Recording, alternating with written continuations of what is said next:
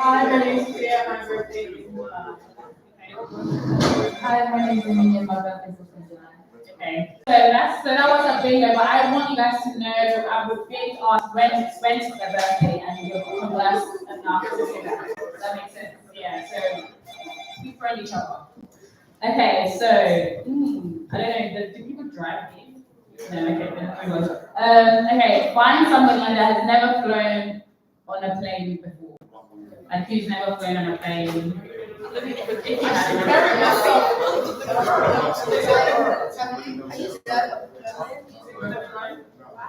no, that's fine, that's fair. Well traveled, that's good, that's good. Find someone that has never learned how to ride a bike.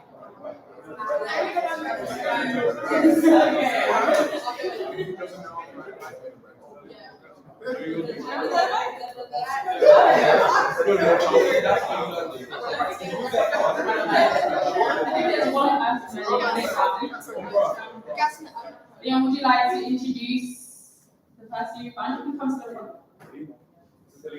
Yeah.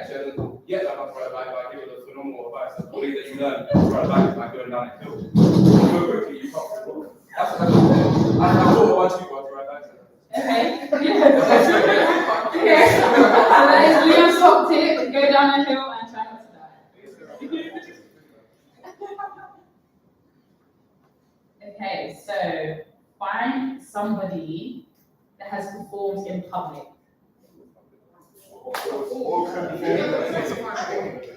Singer, dancer. Okay, bingo. Okay. Yeah, okay, come on. Both of you have to come on.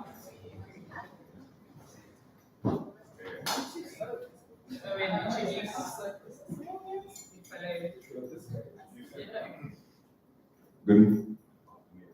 Good afternoon, everyone.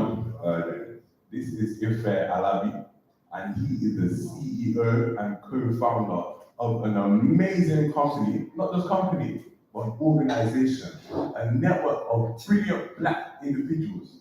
And we're getting a bit more diverse nowadays, aren't we? And that's called Spoken Vision, and it's performed in front of many people. It's spoken words. He's on a spoken mission, in fact. That's what I've seen with my eyes. So, with my vision. Do you want to give us a quick, just freestyle? Okay, yeah, you can. The floor is yours. I didn't expect me to be a poetry, bro. I'm never saying no to poetry. What's your name? I don't know. Amanda.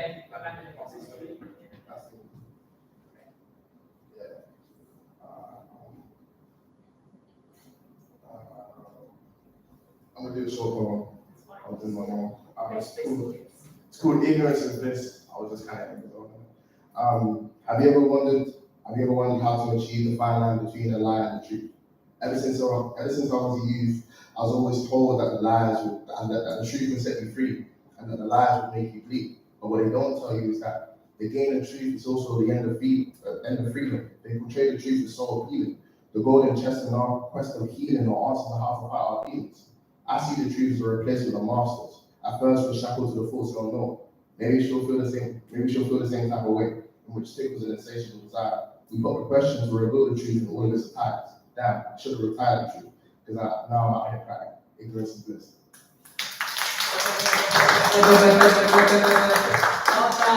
Thank you so much. It's really good. Good job, Owen, as well. Really good.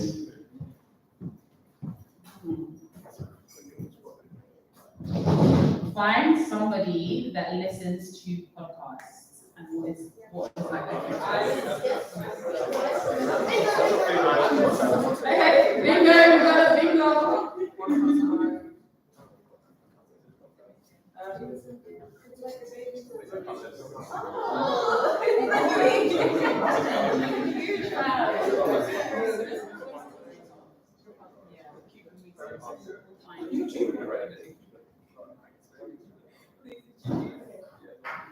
Hello everyone, this is Amelia, and she listens to podcasts.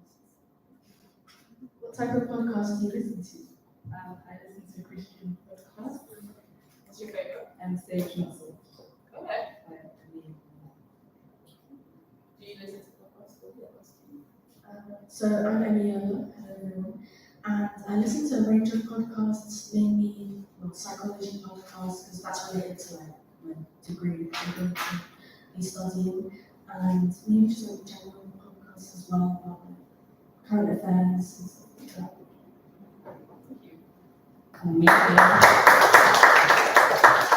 Find somebody that has a food allergy. My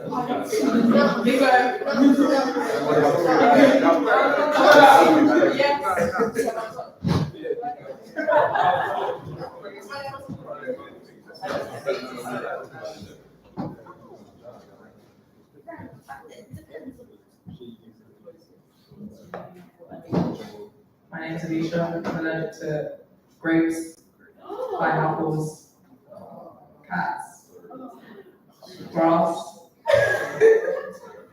And then there's a certain type of thing that goes into like houses, like some kind of like building material that I'm also allergic to. No. It's like something that's in every single house. I just take this medicine that the doctor gave me. But yeah, actually, but it's only in the UK, so this place is what I need to get away from.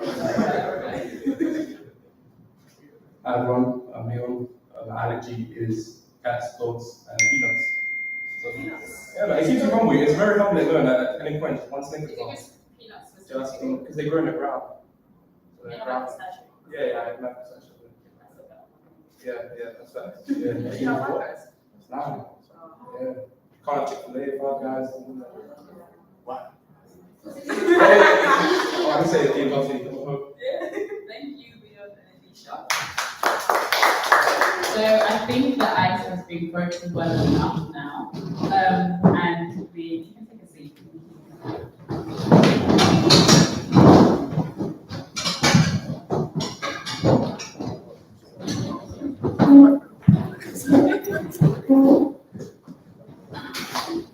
Hi guys. Wow. I need response, I need energy. Hi guys. That's better. Okay, so my name is Kit Care. This is Lamade, and we are the co-founders of Live. So we're just going to tell you a little bit more about Live, what we do, why this event is taking place. So Live started in 2016, and we basically came up with the idea because we wanted to help young people bridge the gap between education and the working world. So just at the moment, we focus on 5 key skills: networking, confidence, communication, leadership, creativity. And we have a couple of programs that we run, RFU being one of them, so thank you for being here today. Round of applause for yourself.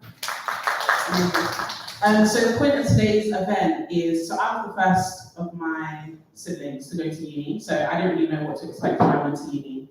And it wasn't overwhelming, but I just felt like there was a lot that I missed out on because I didn't really have anybody to talk to. So for me, why I wanted this event to take place is to help people who are heading off to uni for the first time, considering apprenticeships, on a gap year. So that's why. Yeah, and for me, I'm the youngest of 4, so my siblings have been to university before. People in church were telling me about uni. I was just like, if I had the experience or the knowledge to know what to expect before going, it really set me up in good stead to be able to make the most out of university. So Kik and I's experience was pretty different. And I think one of the reasons was because of the lack of preparation beforehand. And it's not because of where you sit in your family group that you should be able to be prepared for university. So essentially this is to make sure everybody has like the skills and the tools required to maximize the university experience. So we hope you have a good day and learn a lot as well. So take notes, tweet, all of that good stuff. And yeah.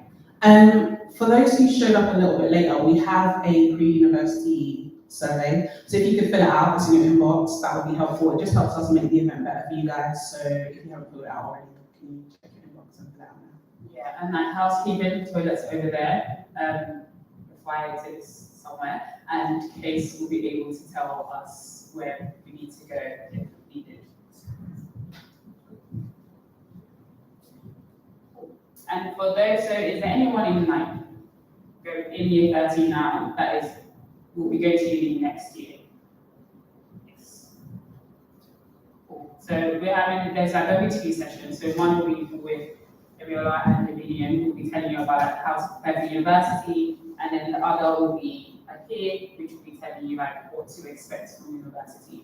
So I guess you can use this time to split groups. Yeah, so if you're in a gap year or you're going to university this year, stay in this room. If you're going to university next year and you'll have the linear people just follow them and they'll take you to where you need to go.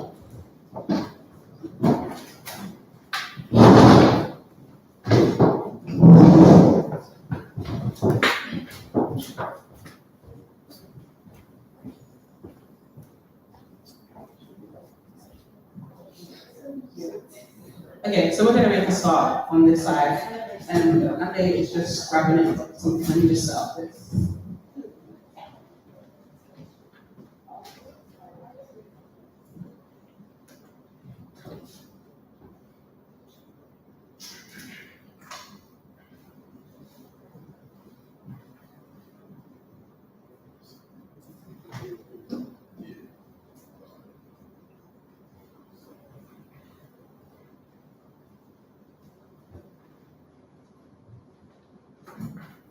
So for everyone here, you might have been to university or considering going to university. What do you think is like the most important thing about university?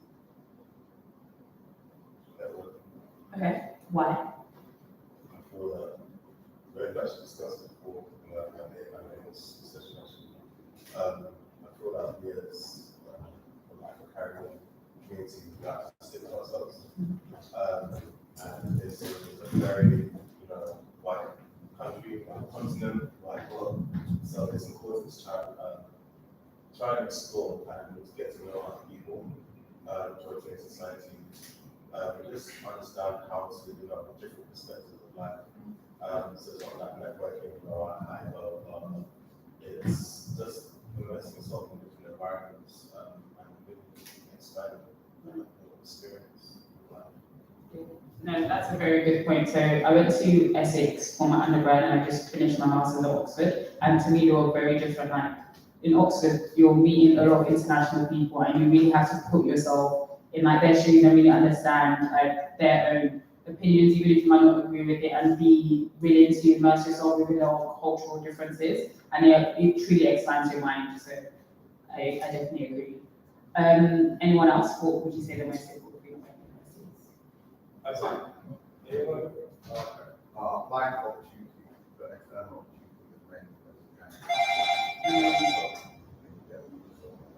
Like internships, placements, all that. I'm with you. Anyone else? I think trying to like enjoy yourself as well, like trying to like have that because when you leave uni, it's very jarring difference from going from education for 21 years to then straight into work. So also trying to enjoy that kind of freedom that you have, but also that regiment of nature of learning, so then you can test and excel as you want. Because uni is probably the only place or the best place for you to keep learning and expanding yourself depending on where you go. Yeah, thank you. And what would you say your biggest fear about university is or was as well?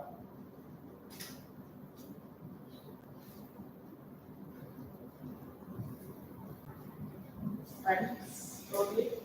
If you go to a uni that's not if you don't go to a big uni site, if you don't go to for example, Knox or something, you're the people from my area won't be there, won't meet other people like me. So I don't go to Oxford, right? Obviously it's underrepresented there in different areas. So if I can imagine someone going there, they have that fear of not maybe meeting people who they align with 100%, etc.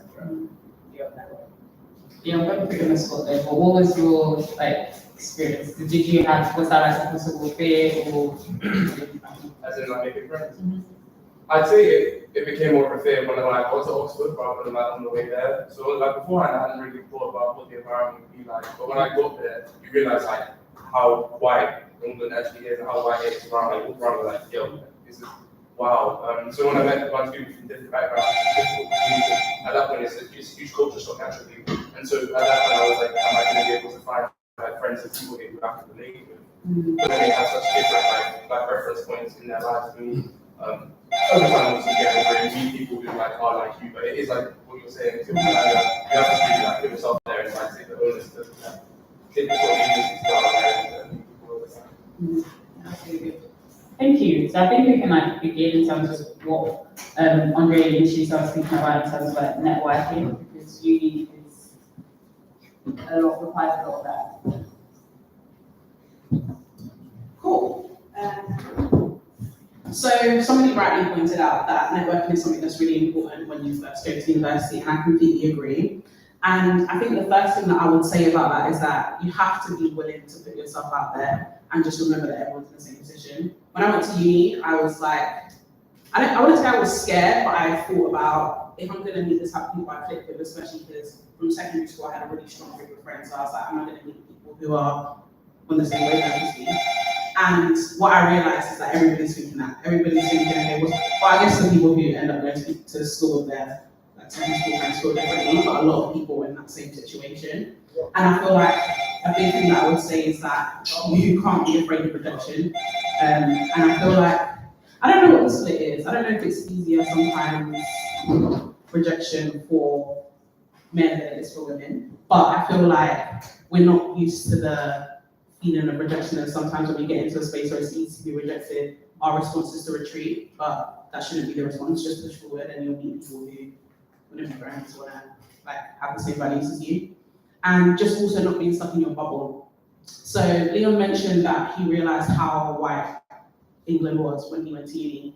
And I feel like as people from the main background, it can be easy to just gravitate to people who look like you or think like you or believe the same things as you, but university is an opportunity to meet people who are nothing like you, because you won't have an opportunity like that again, to be in such close proximity with people like that. So just make sure you're bursting out of your bubble. And then I would finally say, just let people know what you're interested in. The more you talk about yourself and what you do, the more people want to help you. So I am a paralegal at the moment, and I am leaving my job on Tuesday.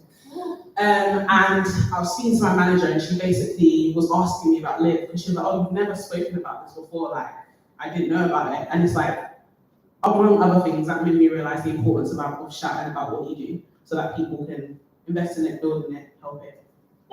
Yeah, and like even what Owen did with Ife in terms of just like sharing what you do and the network you build. Like now, I'm like, okay, I'm gonna follow that, and people who have otherwise known about it. So like the more you speak about it, the more will be in people's minds, and the more people be like, okay, so we need to help you.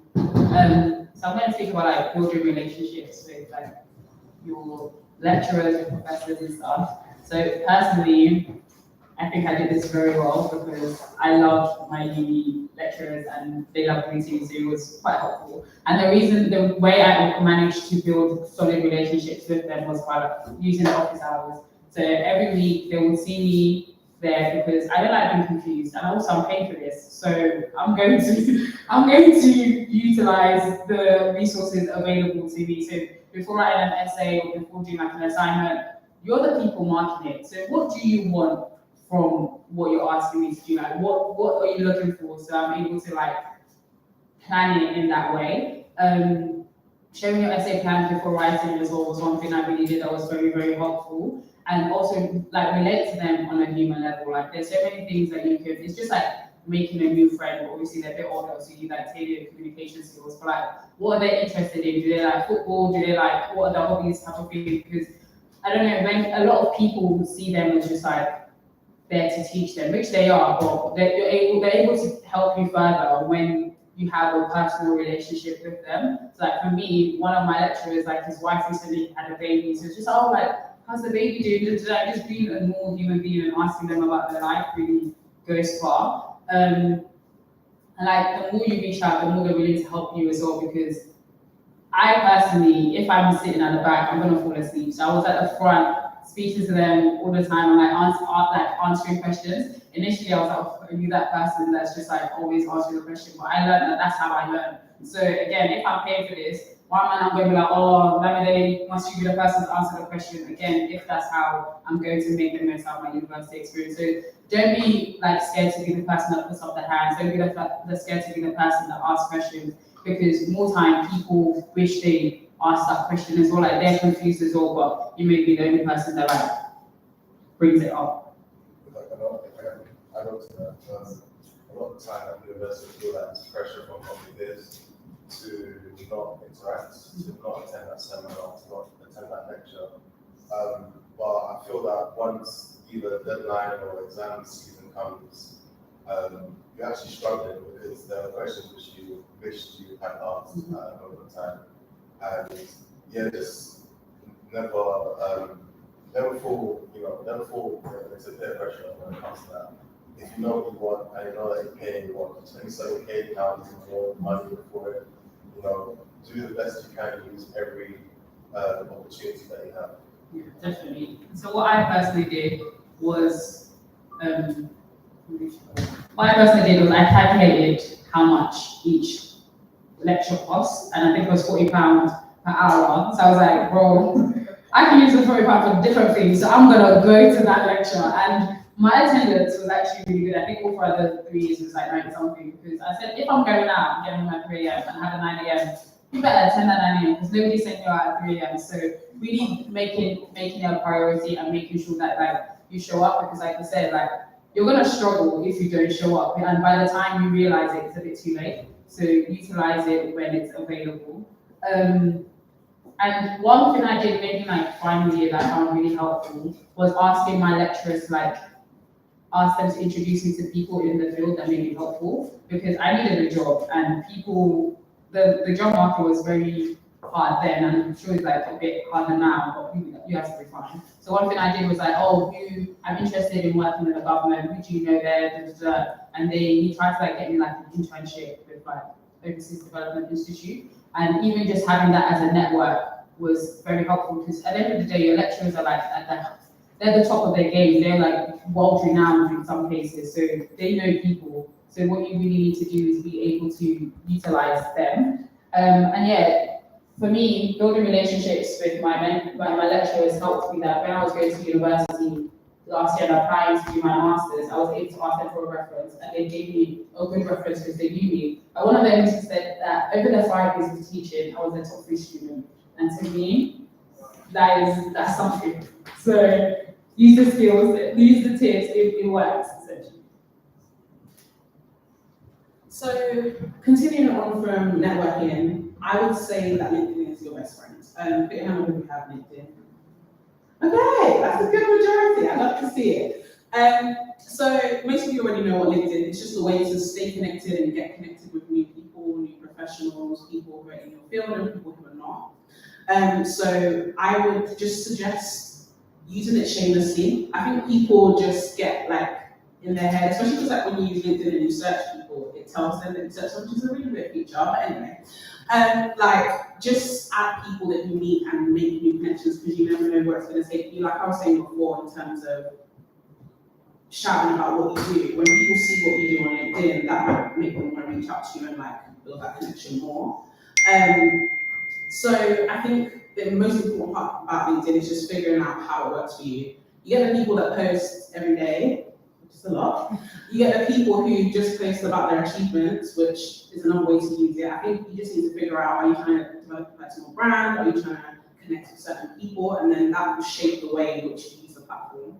And I think sometimes people think they can only use for certain careers. So if you want to be corporate or like finance or like all of those stuff, but like it can be used for anything, even creative careers as well. Okay. Just to add on to that, so I have a YouTube channel, and before I was like, posting on LinkedIn is a bit, but I did, and most of my views actually sometimes come from them, because they want to know who you are outside of that like professional bubble. And so I just came back from Rwanda as part of my masters, and I was like, oh, who do I need to speak to once I was out there? So I put down my LinkedIn, and people actually responded, people watched the video, people were able to like have like good conversation. Like someone commented and it was the ambassador of something within Nigeria. I said, how did you find me? But these things really like what you do in my comments, but that's a new connection and network that I wouldn't have otherwise had if I didn't utilize LinkedIn or share the things I was doing outside of like academics or like my job and stuff as well. But use wisdom and sharing as well. Exactly. And I think with LinkedIn as well, it's very much if you don't ask, you don't get. So what you see on the screen is an example of like sending an invite. So I think when you're trying to connect to people on LinkedIn, try to send a personalized invite, because if they've met you before, they're more likely to want to accept the connection basically. So I find that difficult. So I wanted to give you an example of something really brief. You don't have to tell your whole life story. They're not going to read 60 paragraphs. Like, they should just say who you are, where you met, and if you'd like to like catch up with them or what you'd like to do next, and it's literally that simple. And now going to be speaking about spring weeks and internships. So I feel like certain universities are very good at this. So I went to University of Essex, did politics and philosophy, and that's like a non-Russell Group university, but to me it was the best place I've ever been in. But like my friends, I went to like Warwick or something. I feel as if from December, spring weeks, all of this internships, they live it. And I get it. That it makes a lot of sense, and it's easy to get overwhelmed, but like making a timetable of when the deadlines are going to be is very helpful. And also make sure you're not just doing it because other people are doing it. So I'm a government charity babe, and a lot of people were doing law or finance. I tried to do finance, I didn't even get through the first round. It's very important to know your field, because if you just carry on following everyone else, you end up in Barclays for the summer and you're like, why am I here? You get paid well, depending on what you want out of it, it can be helpful, but you don't just want to follow the crowd and then end up lost, essentially. So yeah, make sure you set out the deadline, make sure you decide what you want to apply for and utilize it. So for me, some people have different strategies. A lot of people may choose to do everything and see what sticks, apply for everything and see what sticks. I personally don't want to do many jobs, so I only apply for the things I would actually be willing to do if I get it. And sometimes figuring out what you don't like is just as important as figuring out what you do like. Because I remember in sixth form, I did a finance internship at Sky, and I was like, thank you so much for this opportunity, but you're never going to see me in this team again. I was so bored. So knowing that I was able to take that off the list, to actually realize, okay, finance is not my field. Law, I don't, again, I didn't get past the interview part. So again, maybe this is not your field. So try as much as you can and really see what sticks to you. And then it might not be that exact thing, but now you have a new knowledge that will be able to help you further. Don't let the pressure of what other people are doing get to you. Even if you don't get an internship or spring week or something, doesn't mean you're not going to be employed after. I never actually had a formal internship, but because I was proactive, I asked, I did some shadowing with people, or I worked in waitressing all throughout my degree, so I still had things to add in my CV, and that meant that when I graduated, I was able to talk about them. So your path may look different to others, and that doesn't mean it's less important. And I think just off the back of that as well, you don't have to follow a set program. For certain careers, so I studied law and singing, and I want to be a sister. So for me, things are very set out and cut out how they're supposed to be. But for different careers, it's not always like that. And what I said before about if you don't ask, you don't get, is very applicable in the situation. Just by talking to someone, you could set up 1 week shadowing, 2 days, 3 days shadowing, and it can make a big difference in where you want to go and what you want to do, and it helps you figure out, again, I know saying what you like. So again, being proactive is really important, and just, again, don't be afraid of rejection. It happens, and then they say no, that's the worst they can do, and then you go over it. So yeah. I live a mentality who's going to beat me, and generally it's helped me because who actually beat me, you can say no, it's okay, someone else will say yes. So having that mindset is really helpful. And then also experience is experience. So I've done every job. I've been a cleaner, I've been a waitress, I've been a teacher, teaching social activities, kind of a PE teacher. And initially I was just God, are you trying to humble me? But when actually having interviews, you were able to utilize the transferable skills. So as long as you're able to say what you can get out of it, don't feel ashamed of the job that you may be doing, because you're getting money legally, and that is something to be proud of. And like I said, create your own opportunities. Send out emails, know what you want out of the people you meet, and be specific. Don't just be oh, I like what you do, can I join? Why? What do you have to offer? Be specific, know what you want to get out of the situation, and be able to help that way. Okay, so scholarships. This is cool because last year when I spoke about this, I didn't have a scholarship, but this year I do. So thank God. So I am currently on a football. My master's has finished, but I was on a full scholarship for my master's in public policy at Oxford. And one thing I've learned is that there's money in this world. You just need to find it. You need to know who hold the keys and find it. So in your university, they have pockets ready to give people more money, but many times people are either not aware of it or they don't know how to access it. So if you're from certain backgrounds, if you're from like certain criteria, so maybe a single parent household or certain things, certain areas that you live, you can access more money. So again, like don't be ashamed to ask for it because it's there for you. That is why they have it available. So find out what your university is offering, find out what they give money to and see if you fit into that criteria. And also like check every year because just because it may not happen this year, you might miss the deadline and you will not be there next year as well. So, and some things you might not be able to get in the first year, or you might be able to get in the second or third year. So really keep checking and like, I think there's a spreadsheet about spreadsheets that we may be able to send around, but like there are resources available for you. And see what your borrower is offering as well. Again, if you're from a certain borrower, they may be able to help you speak to your MP, make you like email them, be like, oh, I'm going to this university. I just wanted to know what the borrower is offering, all of these things, because they will respond. They are elected to help you. And yeah, do not be ashamed. Like in this economy, take what money you can get, and do not feel a way about it. Yeah, that's about it. So, like Camille said, universities do have a big pocket of cash, and they have a lot of resources available that people don't tap into. So, when I was at uni, there was just like loads of different opportunities that I didn't realize. So, I also have a YouTube channel, and my university had a program where they would like sponsor bloggers, and they basically ended up going to the YouTube headquarters. So, there's just like a lot of opportunities that people don't utilize. So, I would say get in touch with your career department.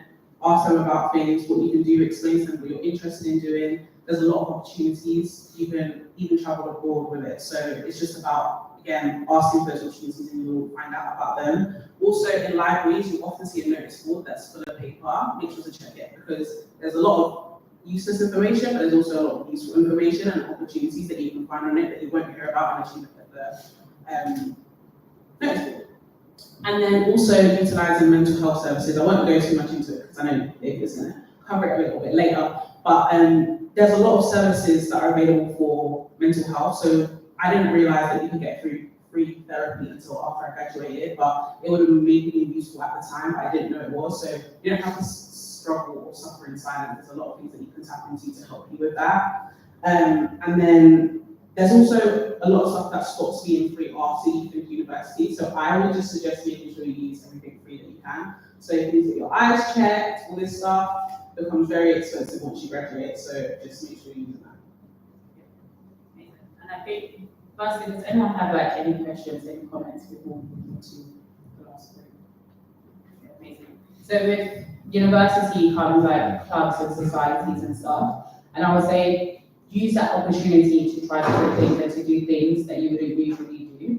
Like try everything and see what works for you. Like I remember my friend, she was like, okay, I'm gonna do pole dancing, like cheerleading. And probably initially I was just like, but it requires a lot of upper body strength and it makes you realize that you might need to work harder in the gym and it makes you learn a lot more about yourself and then you also meet different people. So I picked up netball again because I used to do like sixth form, but then I stopped. So it was really nice to like get back into that activity. And yeah, do tasters as well, so you can try it before you decide to pay, before you decide to become a full member as well, because in university, things come up quickly if you're a member of everything. And joining your like degree society may be quite helpful as well. So again, I studied politics and philosophy, so in the politics field, you can visit the House of Commons, the like Parliament, and the things that you wouldn't have otherwise done. I think I went to Brussels with one of the societies as well because it was available and they really paid for most of it as well. So if I wasn't part of that, I wouldn't have been able to do that. And if you have the capacity, take on like a position of responsibility that can be really good for your CV. I chose not to because I was really doing too much in life, but you knowing like, okay, this is something that I think I was supposed to be a treasurer, you're now able to show that you can manage finance as well, like events, all these things can really bring a different side of you that you don't otherwise know. Yeah. So those are our top tips for making the most out of uni. We're going to move on to our next session shortly. But I just want to double check if we have questions. Don't be afraid to ask if you do.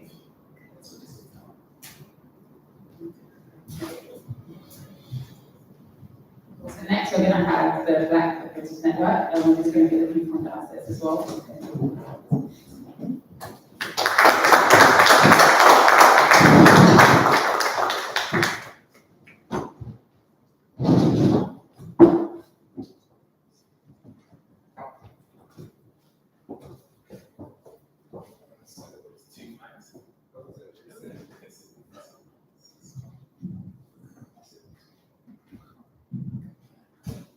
We'll start with like personal introduction. So, hey guys, my name is Quincy Benhorn, a degree apprentice at Investment Bank. I'm in the private equity technology division. I think there's more to the introduction that you can learn. Yeah, my name is Ruben Boku. I was a KPMG solicitor apprentice. Yeah, I worked in immigration and corporate governance, and I left, I think, around March, and I've been on holiday for like 6 months now. I went to New York as well. Done an internship at Schroders, and I'm starting my degree apprenticeship at Amazon as a business management apprentice and studying University of Exeter. I'm Alicia Kasovia. I'm a sales and business development degree apprentice, so my degree is aligned to business and economics. And I work at this really small company called MBDA, which is a subsidiary of really big companies, so like people who make planes like Airbus. So that's like the best I can describe it as. And beyond that, I've been in apprenticeship for about 2.5 years now, going on to 3 years. And yeah, I think it's maybe. Yeah. So I'll add on. So me, Ruben, and one of our other boys called Elijah co-founded this youth squad. We're a year old now with Black Apprentice Network. And reason being was we were part of this organization for the Amos Bursary, which is like a wonderful charity where a lot of people here in Harvard actually. It's like they changed the narrative around young men and women from African and Caribbean descent through personal and professional development. So we kind of developed that ethos and put it in, started a network last year of current and aspiring apprentices. And it was all cool, everything was plain sailing, then we were like, we can take this a step further. So in about 11 months now, we have about 550 members split between 300 current apprentices and 250 aspiring apprentices. And it's like you reach out to companies because like they love that talent, right? And it's like everything is booming. So next month we have a Black History Month conference with Linklaters, did an event with Accenture in June, did an event at my company at Goldman Sachs in April. And yeah, there's a lot more things happening, but that's how it's going right now. I think right now we're not going to focus on the BAM, we're going to focus on like what actual degree apprenticeship is, ups and downs, because it's quite new, but it should take over soon. Not take over fully in terms of university, but definitely serve as a different route, not just for social mobility, but for a genuine route against university. Yeah, and I don't mind starting to like describe what a degree apprenticeship is if some people may not know. So a degree apprenticeship is like an alternative program to getting a qualification alongside getting work experience. So I think recently, maybe a couple years ago, they started like T levels instead of A levels. So and that's a start route, and that's like a level 3 qualification. But a degree apprenticeship is where you work for a company. I wouldn't say like a typical 9 to 5 within the industry that you choose, as well as the company that selects you. And you also 20% of the time you spend at the university designated for your program. And as I previously mentioned, I work at Amazon, well, starting at the end of this month. So I'll be working at Amazon, I want to say 3-4 days a week, and then the 5th day of that week, I'll be studying at my university. And I think it's an amazing opportunity because first of all, you don't have to pay anything. We never, like, I've never had to pay, like, get a set fee or anything like that because the degree is on the company, as well as we have the opportunity to gain work experience within the company and industry that we've been able to work in. I think it's an amazing opportunity for young people to get access to social mobility, which is very important to me, especially as somebody who came from a background of like lesser social economic development back in there was not a lot of people that even thought of going to university. And I feel like this is, and a lot of that reason was because they couldn't afford it. And that's very unfortunate. And I thought the main thing for me was finding a way to minimize the cost of the current whilst maximizing my future gains. And that was why I started my degree apprenticeship. And also because I think ego got to me. I remember seeing the check and I was like, yeah, I'm gonna get paid in it, so I'm excited. But yeah, I think that's a brief description about degree apprenticeships. And you guys want to talk about that? And then we'll talk about that. Yeah, so yeah. So basically, in terms of, obviously it varies from company to company, but I think the one thing that I think hasn't fully been like captured yet by like the apprenticeship space, but hopefully people start catching on, is the ability to kind of almost like exploit the opportunities that exist in these big multinational firms. Like when you work at a company like, for example, KPMG, I don't know why pick that one, but if you work there, for example, or anywhere, they all have offices abroad, and my workplace has offices all over Western Europe, so I managed to basically build a case to explain why I should go and live in France for the summer through my workplace whilst they're already funding my degree. So basically getting them to pay my rent for 3 months whilst they're paying me to also be out there. Which like it's such an arduous process of trying to go through immigration, etc. by myself. And almost like me, I guess a quarter abroad instead of a year abroad, which was really useful because it's given me like that opportunity to experience a different culture. Because when you live and work in the UK, you get very used to the dynamic of being black in the UK and thinking about how you can move up in that corporate space. But there's also other opportunities abroad, and when you go to other countries and you experience how different it is, you can begin to see like the range of opportunity beyond London or beyond the UK as a whole. So I think that's like one of the key things that apprenticeships show me, is that just because you're from here or you have all of your roots and your family here doesn't limit you to, going abroad. And also as well, when I worked internationally, it allowed me to really climb up the ranks from like being an apprentice to acting as a chief of staff whilst I was out there at 19, which is like, for me, felt like a really big achievement, and it's something that I do not think I would have been able to do had I gone to uni full time, but I'm sure we'll figure it out anyways. But Yeah, I think seconding on that, I was able to work in New York for a month in Goldman Sachs last year, and teaming up with Andre and a couple of the other guys. And I think no one can really take that away from you. Like, remember when I did like the LinkedIn post, I was like, I'm working Wall Street at 19 kind of thing. And it's like, a lot of the times, like, how? But if I went to university, and I was like, I decided to reject, like, to go Imperial on my final day, because like, if I was to go to university, I knew the companies that I was to work with, it was like the JPs, the McKinseys, the Goldmans. So when I got the offer to do it now, as well as go to like a Russell University, so I'm actually married, fully paid for and everything, like, it was a no-brainer for me. And I think that is a massive part,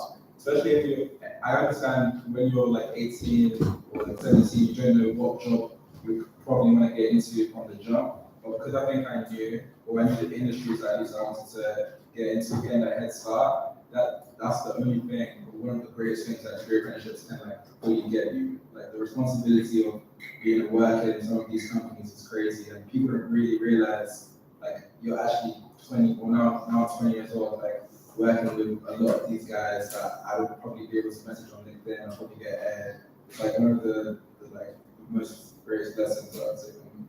Yeah, 100%. I think the network aspect of it is amazing. I remember on the day of results day, and I got my results, and I texted my group chat. I planned to go to University of Nottingham, and I remember telling them, yeah, bro, like, I'm not going to see you man there. And I got my offer for the degree apprenticeship. And I told them, wow, university was my dream. No, Nottingham was my dream, but university isn't my dream anymore. And then starting my degree apprenticeship, I realized the access to people that I had. Like I was surrounded by people that been either in the industry for so long, or they had so much life experience that I was benefiting just from being around them. And I remember when I was in New York, I remember talking to a few about not using university or like whatever you do after A levels as an opportunity for your career, but for personal development. And I think you learn so much just from being in these type of settings and organizations about what you want to do yourself. I think in my first 2 years, like I realized, I thought I wanted to be a lawyer. My second year, I realized I'm good. And for me, I was able to be flexible with that decision because it came with no cost of me leaving. Like I hadn't spent maybe like 20K trying to, like, within those 2 years, it was pretty much free, and I was being paid to stay there. And then telling my manager that, okay, I'm not interested in law, but what other opportunities are available? And I remember having a conversation with me about, oh, maybe you can move into consulting and all of that. There's so many people out there willing to support you. And one thing I think young people need to take advantage of is everybody around you, because of ego partly, but everybody around you wants to teach you something and everybody wants to share something with you. I rarely ever meet somebody older than me that isn't willing to give you advice, because either because it makes them feel good, but also because they want to see themselves in you and they want to see that you can develop. So on top of that, this isn't really apprenticeship advice, but regardless of where you go, make sure that you take advantage of the people who are there before you, as well as just people who are experienced within what you want to do in general. And I think, yeah, that's an advantage of what I got when I was working. Yeah, I feel like we recognize that apprenticeships really sound decent from the outside, especially like now, a lot of companies are like pledging to do like this above 25K salary pay, which is, well, I don't know if they're like officially pledging it, but I haven't seen a degree apprenticeship that's like at least less than £20,000 in salary. So if like, I know never advise to chase the money, especially from like a sixth form point of view, but right now like, it's generally tough. And I can understand when people want to start getting their like life sorted in terms of financial literacy. And when you're like 18 and your salary is £30,000, of course, manage your money. Like me and Ruben can say we didn't really manage our money as well. And if someone says like, what's up with the savings? It's long. But in terms of like getting introduced into financial literacy, if you want to put down maybe not a London house deposit, but maybe like a house deposit in like Newcastle or something, an apprenticeship can definitely set you up for that. But I can understand that that's a lot of the positives. So we're going to now like move on to the downs, and then we'll start talking about like the actual process of how you get it. But, yeah, I think we'll start from there. I think when you go into a corporate space, regardless of your experience, like I guess in terms of addressing the audience, which is of the Black and ethnic minority community, you're already a minority, and then when you go in at such a young age, you might not have that same level of self-assuredness and that same level of awareness of what's what's okay, what's not okay, how should you be treated in the workplace, because you don't know, because for most people this is either your first job, and if it's not your first job, it's your first like suits and tie job, if that makes any sense. And when you go into that environment, people, I think as well, like from my personal experience, I think it's sometimes it can be isolating to be in an environment where you have so much to prove, both at university and then also in the workplace as well. And then also to yourself as an individual, because all of us, I think, had university offers that we declined to do our apprenticeships. So it's that kind of thing as well. I've passed up a very tried and tested method and route for how to excel and succeed within society, to do this other thing. So when you're faced either with adversity or lack of diversity or lack of people to connect with, it feels much more apparent in an apprenticeship, because at least at uni you can try and seek them out, but if they aren't in your workplace, they're not in your workplace, and you can obviously seek outside of that with the Black Apprentice Network, which is why I guess you guys made it for that exact reason, to create that kind of space. Because before I met these two and before I met everyone else, I am the only Black person in my entire department of 500 people. And then beyond the site, I think we make up about 0.3% of my site. So in terms of representation, I know every Black person and Asian person in my office because of how little it is. So I think when it comes to things like that, that's maybe a downside, that although corporate life is that around, it can be difficult to fit in, especially if you're abroad as well. Yeah, I can definitely side with that. I think as much as there is a struggle for diversity in university, Black people are not overrepresented, but there are quite a lot of Black people within university in comparison to degree apprenticeships. And I think when people take the opportunity, they are aware of that, and it's almost deterrent to why people apply to apprenticeships, but also depends on the company quite a lot. I think KPMG was surprisingly more diverse than I thought it was, but still, there's still work to be done within the corporate space. But what I think wherever you go, there's going to be, you're going to realize, as Leon has said, like how wide the country you live in is. And going forward, there's obviously tech steps to go outside and find a network. And we found the Black Apprentice Network, but it will be that kind of isolating experience. And I think on top of the racial aspect, I think socially, because you spend a lot of time working in comparison to your university counterparts, you find yourself isolated from your peers. Like I had a lot of friends from secondary school and sixth form, which like they were able to, after their university hours and all of that, able to like go out and all of that. But I knew that if I go to the club on Tuesday, yeah, I'm not going to be able to work, so I can't see you guys today. Or like they want to see me midday, and I can't even pick up a call because I'm in the middle of the office and I might have a meeting.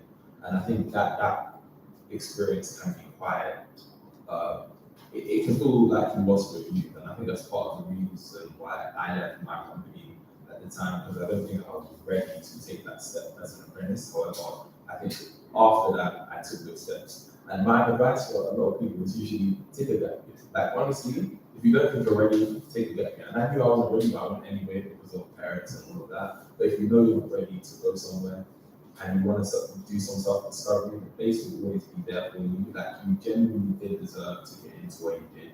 You just get lucky. And a lot of the times you might feel imposter syndrome whilst you're there, but I think you need to realize often they didn't just randomly give you like a lottery of an offer of that, and they said you can come here. They wanted you there because of the value that you added to the place. So you need to sometimes take a step back and be ready for what you're going into, or take steps to prepare, because it's difficult to prepare for what's next, but try your best. Yeah, I'm definitely like add on to the gap year things. I think there's a lot of time, especially in our community, if you haven't got your first offer and your insurance offer was like a massive difference between your how like what you like, not even enjoyment, but how you planned out your life to be, take out that gap, like take that gap year, because if you think that 1 year is gonna stop you from a career of potentially 35 years, you can't take 1 year for yourself. I don't know like why you do that. I know for me, when I finished my apprenticeship, typically you roll on maybe like 2 months after. I'm not taking like 2 months out. I'm taking, I have to take more than 2 months out, because like the way that you're going to live your life, especially from an apprenticeship point of view, you get an insight into people that have been working 20 years non-stop to get to like a level of managing director where they are making a bit of money, but like it's not the end goal. I think another downside is that social element, like the idea of being 18 and not having a social life, especially that like uni life that we were talking about, I think it's really real. Like I understand why some of my friends are at uni in the sense of like actually just chill, especially like right now when they've been off uni for like 3 or 4 months. Like well, I'm on annual leave. I've been on annual leave for the past 3 days, and if I had it for a month, I don't know what to do myself. But my university counterpart students, like they generally do have a lot of time for themselves, and I think apprenticeships they force you into being older than you actually are. So if you don't have a nice team, I'm not sure. Like my team, my first 2 years, like I told them, like I'm giving myself to my uni life, so I became like ACS president in my second year. So I was the type of student that like Ruben was saying, that if I had a meeting midday, my friends told me to like come and take over, I would leave my meeting because I knew my first 2 years I wanted to give to remaining young, otherwise I'll be regret my decision. But there's a lot of students in degree apprenticeships that don't have that freedom, don't have that, like it's a sacrifice, and I sacrifice my work, I can be honest with that. But there's a lot of the time you don't get that sacrifice, so you have to be really careful. Are you really able to give up that flexibility for, if it's a salary, I don't think the salary is enough to give it up for, because you could get that money back in internships. A lot of the time people make like 12K off a summer internship, and you could be like killing yourself with 25K a year. But like that's my idea of like keep on the downsides. Yeah, I would add on to the social aspect, because I think it's also one thing that people are like, I won't do it because of that. I think in my first year, I was very like, I need to go outside, and I was in the Midlands. I don't live in the Midlands. I was practically doing like a residency there for like the first few months, because I was like, I need to get out. But then I think at the same time, it's also prioritizing as well. And I think a lot of people, I know that people have dropped out of apprenticeships, like it depends obviously on different ones, but in my age group, 2 people dropped out. There was 5 of us because we're small. So 2 people dropping out, that's a huge percentage of the people. And it's because they were like, I need to have time to myself. So it's also about, definitely, I think a lot of people tend to go into what they think they should do. Like they think they should do finance, they think they should do tech. If you don't like finance, if you don't like tech, if you don't like numbers, don't go into an industry that's to do that, because a lot of people then just end up leaving. It's the same thing with my job role as well. People left because they basically didn't know what it was. But I think with the social aspect, you can do it, but then it has a toll. For example, like I know my university attendance is probably towards 70% because of how bad it was in first year. But it's that kind of thing, you can do that, whereas in my second year, I've taken more time for work, but I felt that on myself in terms of like, I moved abroad by myself. My friends were still in the UK, so it's that kind of thing of, yes, there's loads of perks, but you have to be quite an independent person, and you have to be quite self-assured that you can be in your own company, because working from home or even working in the office, you spend a lot of time with yourself and with your thoughts. I think on top of that, the money is good. Yeah, I'm going to be honest. Like, I definitely enjoyed my life. Like, I think most apprentices, like, if you go on TikTok and you search apprenticeship, the first thing you're going to see is a day in the life or what I've done with my money as an apprentice. Like, they go and traveling and all of that. Even me on my first year, I took the opportunity to go affirmations. I took my liberties. But I think growing up quickly is a part of like going into work quite early. And as she said, prioritization is going to be key and necessary, and you learn those skills through work. Like realizing that I need to send an email. Like I think before my apprenticeship emails was just like I can reply next week. But I remember realizing that I need to send like 50 emails a day. I'm going to spend so much time on my laptop, and realizing that some tasks are going to be more important than others, because at the end of the day, this is my job on that type of thing. And a lot of people feel that kind of insecurity that if they leave their apprenticeship, what they're going to do the rest of their life. Like, if they leave their apprenticeship was paying for their university, their apprenticeship was doing their work experience. And most apprentices, when they leave, they do not want to go to university. I think, once again, you have to realize that some places are not for you. Like, whether you thought that being a lawyer, being a doctor, being anything was part of and things change, and you will be able to pass back, because there's value wherever you go, and value to whatever place you step into. And I think that kind of summarizes that down. So I think that's kind of, I tried to kind of uplift this, but I think there's a few negative aspects to, or at least things that we need to be careful of. And I think there's a lot of remedies like time prioritization, management, and taking care of yourself and finding hobbies. I think I remember something. I think he's in the back. He must have asked me that on my first year, like, Ruben, what do you do? And I said, I told him my job, and he was like, nah, what do you do in your spare time? I swear, I'm nothing. Then like in my second year, then I started doing like kickboxing, and I really did care about that. And I had a lot more fun in terms of like my overall life balance. Because when I was home, I was like, after 5, like let's say you go to the office, you get home at 7. You really, to me, that's the end of the day. Like, I'm going to be on TikTok, I'm going to be on whatever. I would advise anybody should find a hobby or something that you're genuinely interested in, whether it's a sport, whether it's like sewing, whether it's skating, it could be really anything, but definitely invest time into things that you're not too old to start doing something. Yeah, definitely have hobbies, because someone at work actually asked me, what do you do for fun? And I just looked at them, because I was like, I don't do anything for fun. Especially when you have uni and work at the same time. Because when you talk to a degree apprentice, I don't know if you guys have this, people are like, oh, how do you do that? Like, how do you have time for anything? And I was like, it is difficult to manage your time.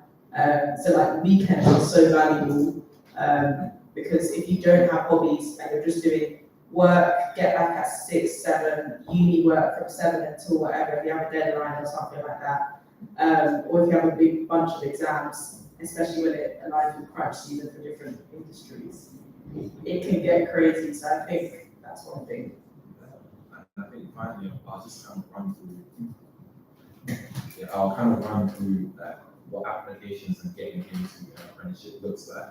I'm not sure how many people in the crowd are in year 12 or year 13, but I know some people drop out of university to go to apprenticeship, so I'll still give the advice to the audience. But I think, yeah, the first step is application season. Yeah, actually finding it. Yeah, finding, yeah, researching. I think, yeah, people skip that step, kind of researching what places you want to work, what industry you want to work.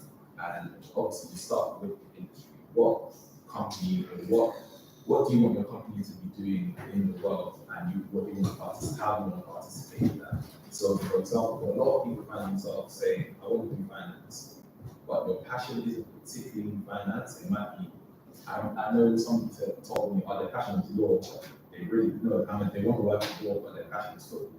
And luckily, around that time, there was a solicitor apprenticeship for the Premier League, and I told them to apply for that opportunity. So I think the industry is something that people need to look at, because oftentimes the industry is what you enjoy more than the actual role itself. And you can be an accountant at a finance firm and not be too interested in the work. But if let's say you're an accountant for a media firm that produces movies and you're genuinely interested in that, then that's an amazing opportunity for you to get into the industry and meet the people that you want to work with. And then looking at the role as well. What skills do you have that you think you can bring to the workplace, as well as what are you willing to learn? Because as an apprentice or an intern, you don't have any, most of the time you don't have any hard skills that you can bring to the workplace, but they want to know that you're willing to learn and that you've taken steps outside of study to learn the skills. So that's when the application season starts. September to March application season. Most apprenticeships start releasing around that time. Some do rolling basis, so they might still be hiring after March until like August. And a lot of apprenticeships start in September, but some don't. Some start in July, some start in January. So that's something to be careful about. But yeah, once you start that application, the first thing you do is just sending through like your CV, the initial details like when you go to school, what grades you have, and all of that. After you do The hiring, so like the same thing as the internship. So it's like the online video interview where it's just like you doing your laptop, like the most awkward thing that you're ever going to do, but like answer them 3 questions and answer them well, and then everything. Yeah, a lot of the time it's video interviews nowadays. I think that's largely because of COVID, but it does depend on the company. I think I applied to like this year. I applied to this like 10 apprenticeships, and 3 of them asked me to come into their office to do an in-person interview. And like, as a part of the generation where we haven't really had to do in-person interviews, I remember coming and starting to report my thing. I didn't get those roles, by the way, but it was definitely an experience and something to look out for. Like some companies will expect you to come in and do an in-person interview, and they might skip the video interview stage or the telephone interview stage. Did I add as well that if you don't have the, just in general for applications as well, assessment centres are starting to come back again, back into real life, because they were online, so we would have all done this online, right? But yeah, they're coming back into in person, and I was helping out with an in-person assessment centre, and I was like, wow, I would have not in this like scenario whereby you can tell everyone there, because most in our age group just aren't used to that kind of experience and that kind of old school, I guess, approach to hiring. And yeah, just trying to prepare for that. I think in-person speaking, even doing something like this at school or at uni or whatever, definitely prepares you for when you have to think on the spot. Yeah, I would say just a brief description of what an assessment centre is. It's usually a series of 2 to 3 tests to see your technical and soft skills, which include that.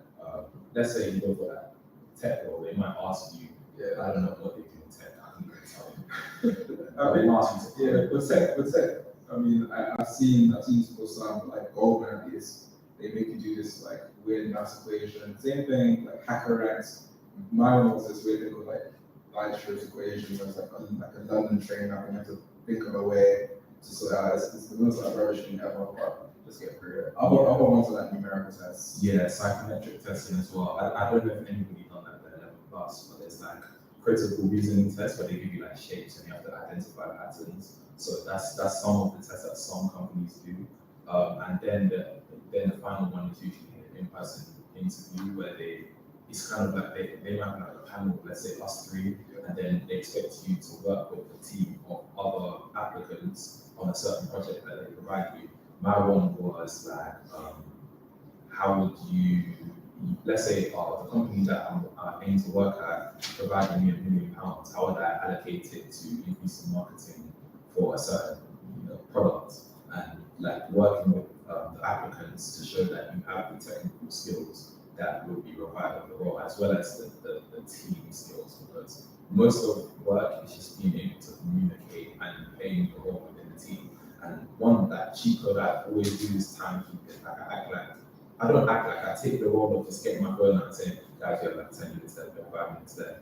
And then the interviewer is like, oh, this guy, he doesn't really care. Like, he's really managing the team right now, as well as like making sure that everybody's voices are trying to be a leader. But if you're not, I don't say if you're not a leader, but if you feel like you're not in a dynamic where you can take the leadership role, sometimes take another role. There's a lot of like places for you to fit in and give like good opinions and be patient with others, but make sure that your voice is heard. Make sure that the interviewer sees you, because if they don't see you, they're just gonna skip through you. And then yeah, I think I'll say that's it. Like you guys, I know that you guys might not be willing to do apprenticeships, but like your cousins, younger sisters, brothers, as I said, you guys have any questions, you can ask now, 100%. And also, I guess if you have any questions about corporate beyond, like, oh yeah, like beyond because I know that internship to start placement is very different to how it actually is. So if you have any questions about how it is, you can ask this stuff. I'm not sure if you have any questions now. Yeah, you can ask privately. Yes. But yeah, anyways, guys, thank you. I'm moving the Black Girls Network plus Alicia. She's part of the Black Girls Network. Yeah, right. The Black Girls Network. Oh, yeah. For any more information about that, on LinkedIn, TikTok, Insta, email is general@blackgirlsnetwork.com. My email is just say you can find them on LinkedIn. Yeah, Kwesi Bimbo on LinkedIn. Really on LinkedIn. Alicia. Yeah, thank you for listening to us, and hopefully it will help.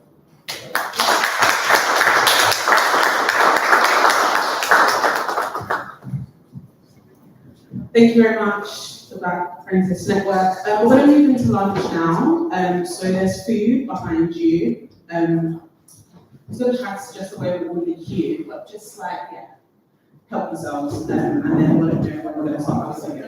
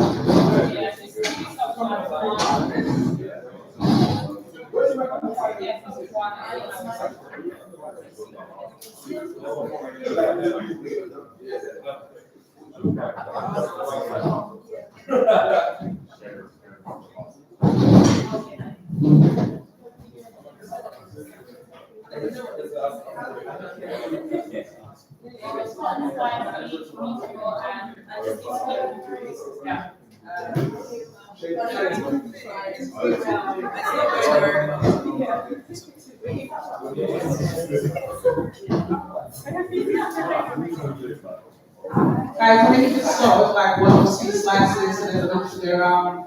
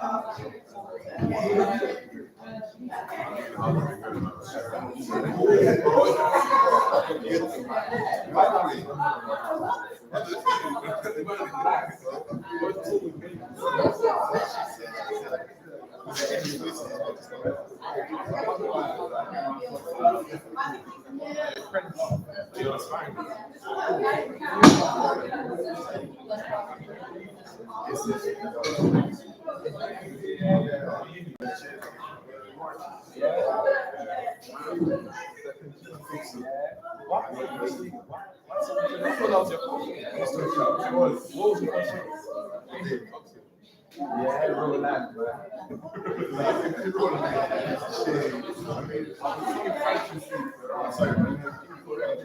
No, you had the worst beginning ever. It's not, I can't blame you as much. That was rejection suicide.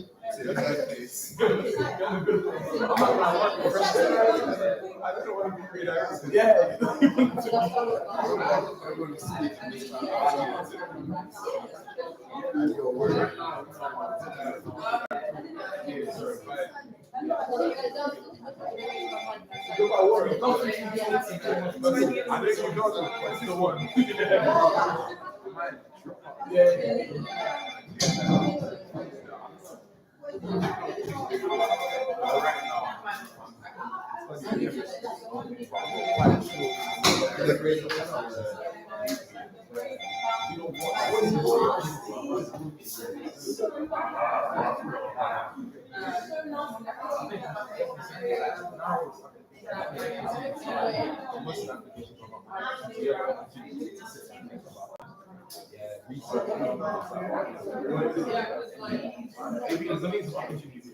I'll take John. That's not really. There's a lot of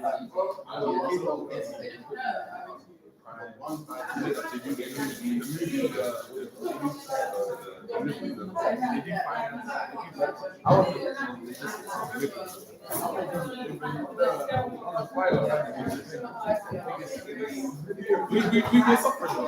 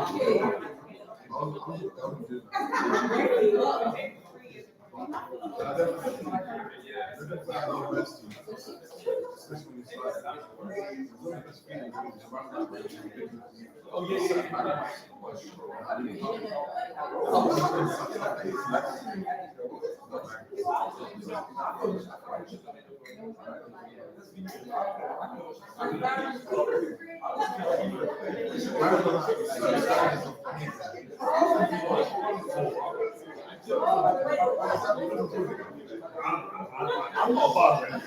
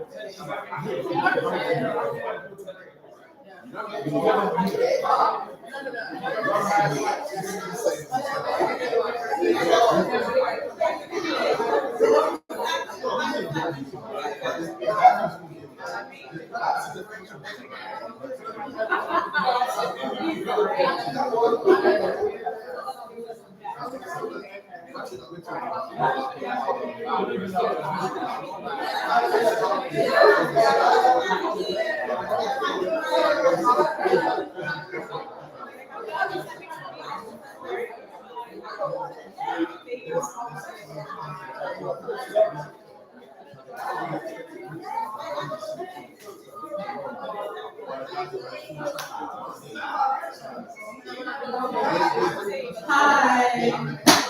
Hello. Hello. When I say hi, you say hello. Hi. Okay, great. So we're going to jump back into it. So we've split you up into groups based on kind of what you said you're interested in. So if I say your name, just move to a table separate from other people. And if I don't say your name, just feel free to jump in on any table. So if and Sophomie could go to this table, please. Abiola, Owen, Sharon, this table, please. Sophia, Leon, Tabby, Emiola, that's who we use. Halima and Shemilore, that table behind this one. Yeah, Alicia, Dominion, Marianne, I'm going to put you on that table back there where the is written.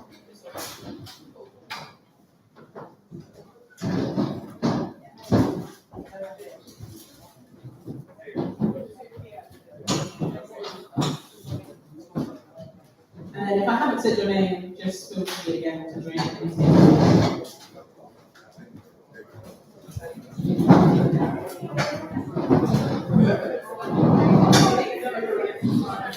Let me know if you don't know where you're going.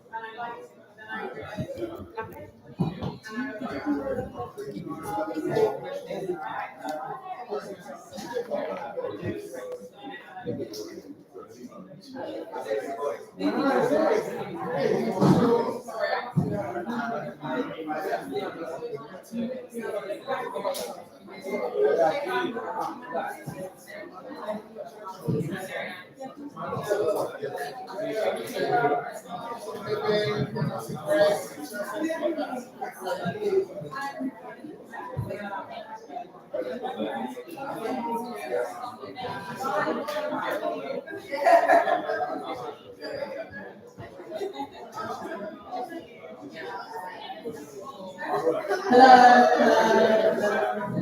Okay, so basically, sorry guys, we're going to have 30 minutes, and this is your chance to just ask any questions that you want to ask. I know you guys have decided, so it's up to you. But yeah, just ask any questions. Someone on your table is doing your subject or in the uni that you want to go to or are thinking about. So yeah, just ask some questions. And go ahead.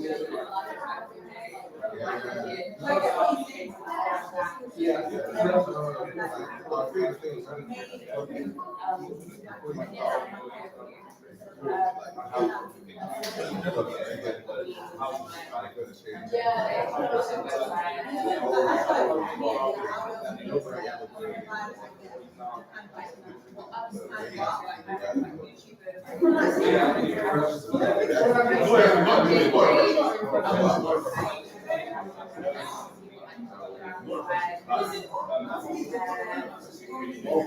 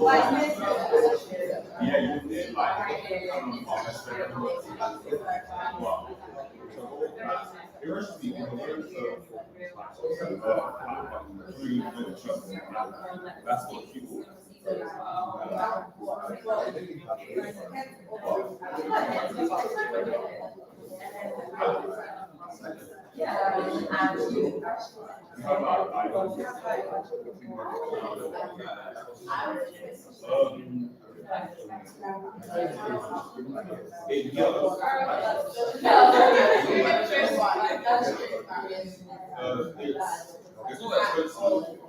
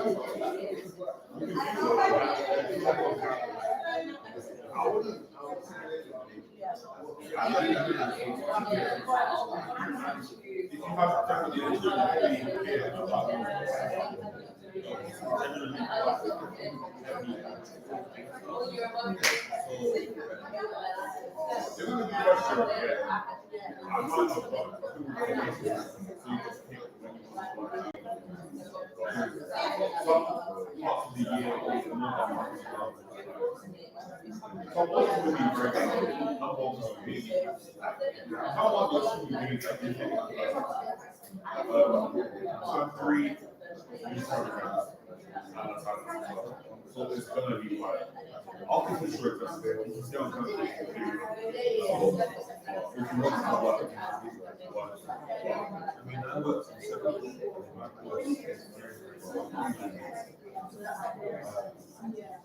So every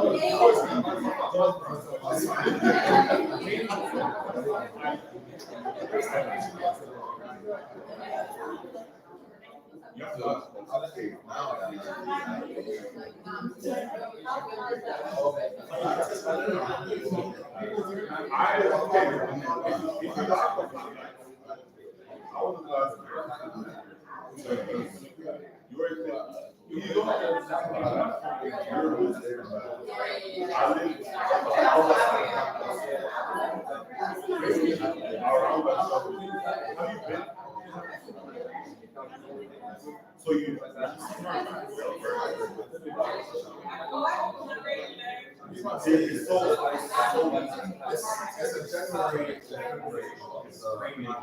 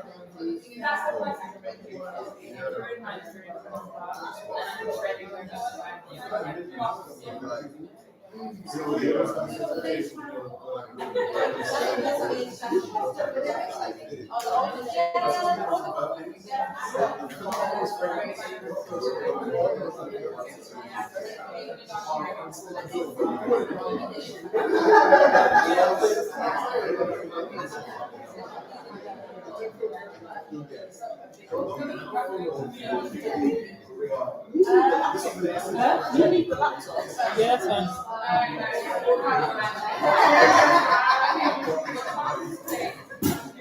This is a 1 minute, 1 minute, 1 minute, 1 minute. That's all right. So ask your question.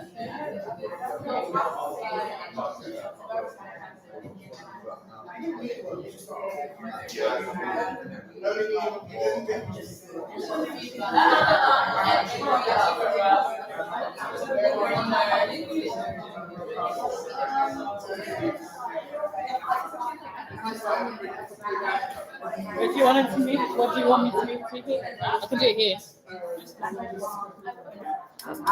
Like you exactly it, you have no lecturers that are very high jobs. Like I hear some stories of like schools where their lecturers are airing them and ignoring them. Like UAB is not like that. Like if you need support, they're on it and they have a well-being where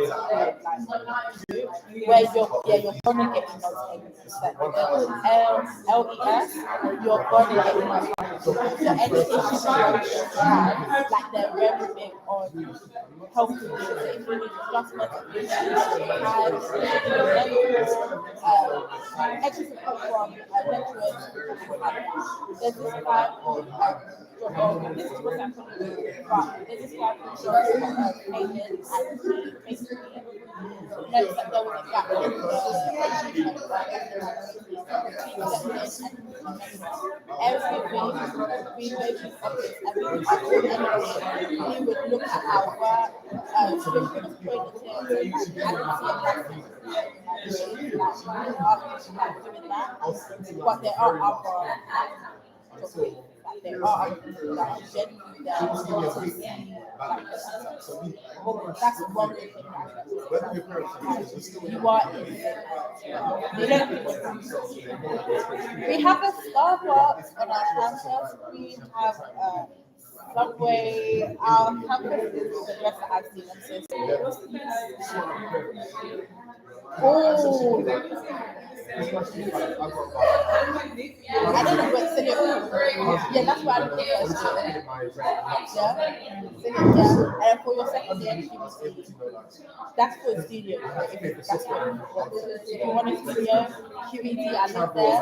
I've got I did a video. So yeah. Okay, thank you very much, guys. Thank you. If you're a speaker, can you just come to the front and say, like everybody else, if you could just come just in case you had any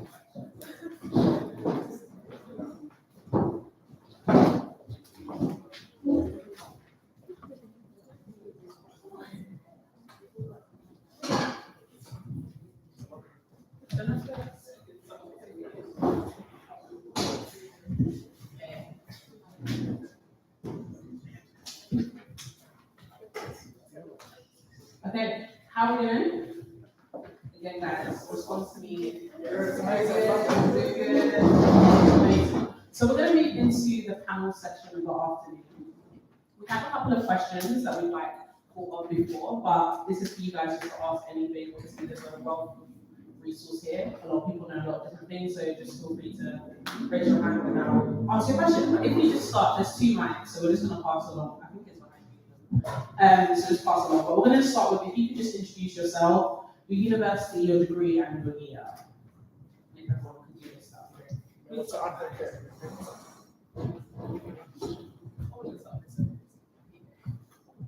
Okay, I don't mind starting. I have one. I'll just go to the other mic.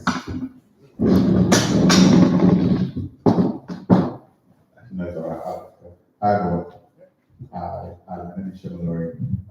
So, what did I do? Okay, great. So, the university I went to was University of Birmingham in Birmingham. Degree I did medicine. A year while graduating now, so I work as a doctor.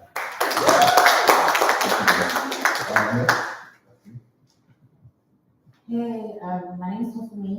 I went to Cambridge. I studied law, and I graduated this year. Hey guys, my name is Tabisa. I just graduated psychology at UAB. Hi everyone, my name is Andre. I studied at University of Reading, graduated last year, studying architecture.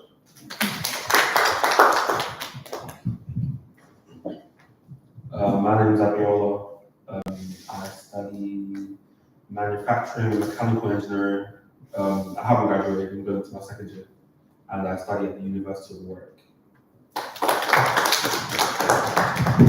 Hi everyone, my name is Leon. I'm studying philosophy, politics, and economics at the University of Oxford, and I'm going into my 3rd and final year. Hi, my name is Emilian. I'm going into my 2nd year at the LSE studying maths and economics. Hi, my name is Marianne, and I am a Loughborough University student. I study marketing and management, and I'm currently on a placement year, so I just finished my 2nd year.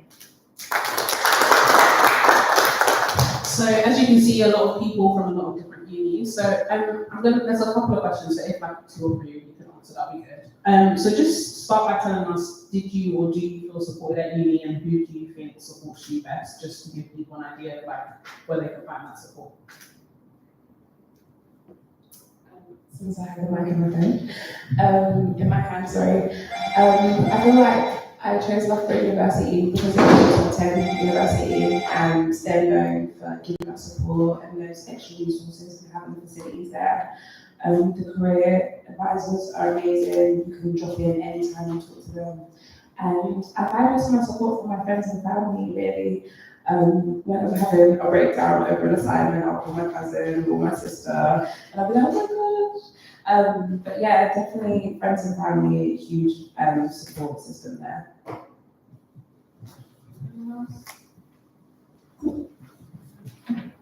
And then in terms of settling into uni, what would be your top tips for doing that? Settling in. I would say definitely like talk to people, like reach out, like talk to your flatmates, talk to people who are part of societies that you have even the slightest of interest in, like even if it's like a flash in the pan thought, engage with it because there's so many different people coming from different spaces of life. You don't know what you can learn from them, so like that's something I highly recommend.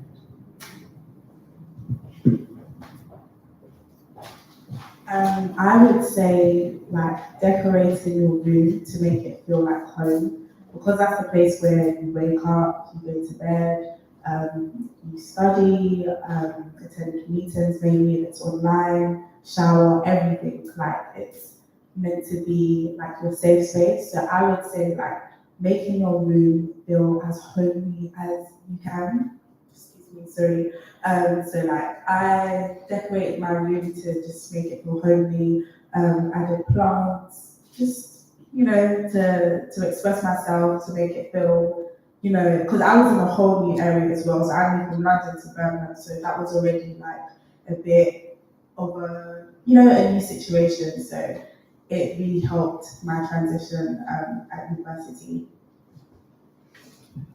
I would say that as scary as it can be, do put yourself out there because everyone that's going to uni for the first time feels the exact same way as you, but you're the only person who's thinking your thoughts. So it seems like you're the only person who is scared.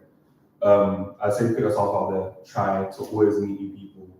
Don't fall too much of a pressure to stick to the first group that you see because people often change and people often don't want to put their best foot forward, but always be open to meet new people, try new things, because there's no other time like uni. I would say that things that you can do at uni, you can't do after uni, so just really try to do everything that you can, take it in, and embrace the feeling of what uni has to offer.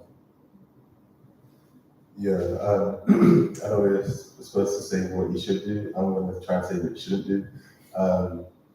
Firstly, take time because when you start uni, there's a lot of energy and a lot of excitement around being, you know, by yourself, you know, with your parents. You can go to bed anytime you want and all these things. But don't trust people too fast because, sorry. As Abiola was saying, a lot of people try to put their best personality and best foot forward, but that's just the representative until the true person comes out. We're actually discussing this on the table. So yeah, don't be too quick to trust people. I know it can be quite lonely and scary at first, but believe me, take time. The process will guide you essentially to where you will be around people that you trust and become your friends for life, essentially. So yeah, don't rush into it. Just enjoy the moment, but don't trust people too soon.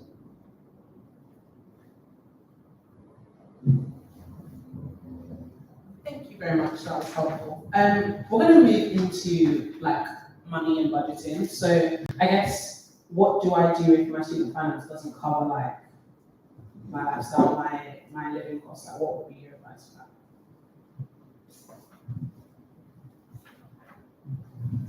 Yeah, I don't mind starting off with this one. If it doesn't cover living costs, I think for most people, the way student finance works is that ideally you should cover rent and stuff like that. If somebody lives in London and unfortunately doesn't cover rent, then the reality of it, they would have to get a job. And that's something that, as well as it sounds, you think when you go to university, there won't be time to work. But at university, you have a lot of time, like loads of time. Even if you do something like medicine, you still have more time than if you were working. So you should actually get a job. That's like straightforward as it sounds. It helps. Key one is scholarships as well. I think it was Lamy Day that was mentioning scholarships. There are lots and lots of scholarships out there. I think me, I was very fortunate in every single year. I was in uni and I was in 6 years. I was able to get a scholarship every single year. And that's not because like, I was smart or anything, because I wasn't like anything. It was about, I knew where scholarships were, I knew how to apply, and I knew the right things to even write on scholarships as well. Because they want certain things, so you would fit certain criteria, of course, but even people fit those criteria, they don't get scholarships because they're not saying the right things, they're not writing the right things, they're not saying what they need scholarships for, how the scholarships can help them get to where they want to get to. So yeah, uni, this is most of our people fight when it comes to financing anything. Uni is all a game. If you learn how to play the game, the earlier you learn how to play the game well, the easier you will to succeed. Just to add to that, I would say that I was fortunate enough to be awarded a scholarship in my second year. But if that doesn't work out, I would definitely, suggest getting a job, like you said, a part-time job. And if you do go to the University in the Midlands, I would definitely say find a side hustle. Sometimes there aren't always part-time jobs, so consider a side hustle, whether it be braiding, whether it be doing nails, whether it be doing, haircuts, or you're doing content creation on the side, or doing surveys, anything really. Find a side hustle that can really benefit you. If you might even find working within universities, helping out on open days and inside days and stuff like that. And I would really, really recommend, please budget your SFE. I'm begging you. Before starting university, I managed to save about £2,000. Blew it in the first 2-3 months because especially week, there's going out, there's doing food shop, so that was all gone, and then you're only left with your SFE. So please budget your SFE and split it into over the 3 installments, split that within the months that you're there at university. Sorry, just to add to what's just been said, I think sometimes in uni you don't want to ask for things, so sometimes you're struggling but you don't want to ask. And sometimes, I don't know, for every uni, but it doesn't hurt to ask for like maybe your tutor or someone, like tell them I'm broke, I don't have money. Is there like bursaries that are available, anything that, because usually like I think these universities have funds in place, and like there's certain funds for certain things that you might not even know that you qualify for. So I think I was told when I was applying to Cambridge that there's like a vegan bursary, something dumb. That's not dumb, by the way. It's not dumb to be vegan, but it was just something that was like something you would never really like think, why do you need a bursary for that? But like it's like you have to go out and ask. That's the thing. I think in university you can literally stay in your room and no one can check on you, and no one you can, and it's scary. But you can be in your room and you can be suffering and no one can know. And so if you don't speak out, especially with like support, if you need something, especially with friends, like friends can happen, but you have to go out and make them. Money, you have to go out and like ask your tutor, someone, after you've budgeted, if you know that okay, there's still not enough money, family can't pay for this, like tutor, is there a bursary that I can do? Like open days are such a big thing. Like universities host open days and they need people, and they pay people hopefully. So yeah, I think just getting out of your comfort zone and just asking for assistance. I think that's so big for university, asking for support and not suffering in silence. Yes, add on to that. I think at university, people's biggest expenditure is definitely going out, followed by groceries, or the other way around. And universities, I know, especially mine, especially during COVID, they subsidize a lot of people's food. Because all universities have like their own like sort of mini supermarket, or sort of, I don't know, farmers market kind of days, and those foods can be subsidized by university if you actively go out and you have to speak to someone, especially in the first year. You don't know exactly who to speak to because university, the faculty is so big, you don't even know where to look half the time. So yeah, it's great to be transparent with tutor from your professors. There's a starting place so they can refer you to the right person. But yeah, definitely, there are things in place at university where you don't have to starve. But yeah, please budget, because it's not university's obligations to help people rent. It really is. That's all down to you. And if the loan, maintenance loan doesn't cover it, unfortunately, you have to get a job or live at home. It's some harsh realities, but that's why it's so important to budget.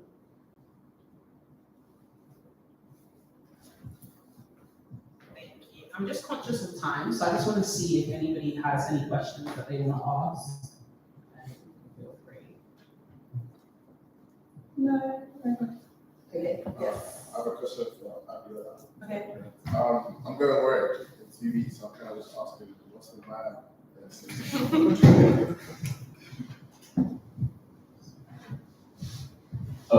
Just to be a bit clear on how to answer your question, like the Bible General Uni or in that uni specifically.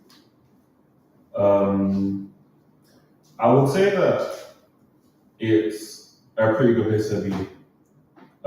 There's so many different things going on work every day. Like on Wednesdays, we have like a bunch of food trucks come down to this area called the Piazza, so you can get food like after a lecture or something.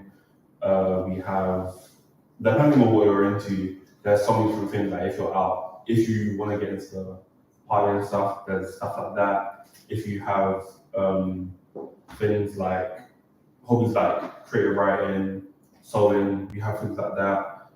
Like there's a society for everything. I'm not saying this is what you're into, but there's actually weird stuff that I've seen. Like I'm pretty sure, I don't know if anyone's into stuff like that, but there's a fetish society. Like they have stuff for absolutely everything. So it'll be like whatever you wanna do, I'm pretty sure it's there. But I'd say that the vibe, the people are cool. There are things that you're gonna experience that are gonna be fun. Especially ACS, I'm pretty sure that's stuff you're looking forward to. Like those things are fun, but remember that there's a certain level of like the core of the after that uni, because you can't be doing everything that everyone, you can't be doing everything that everyone else is doing because you don't know why they're doing it, or you can't just follow everything, for example. But I said work is a pretty good place to be. Like I don't think there's any other place like it.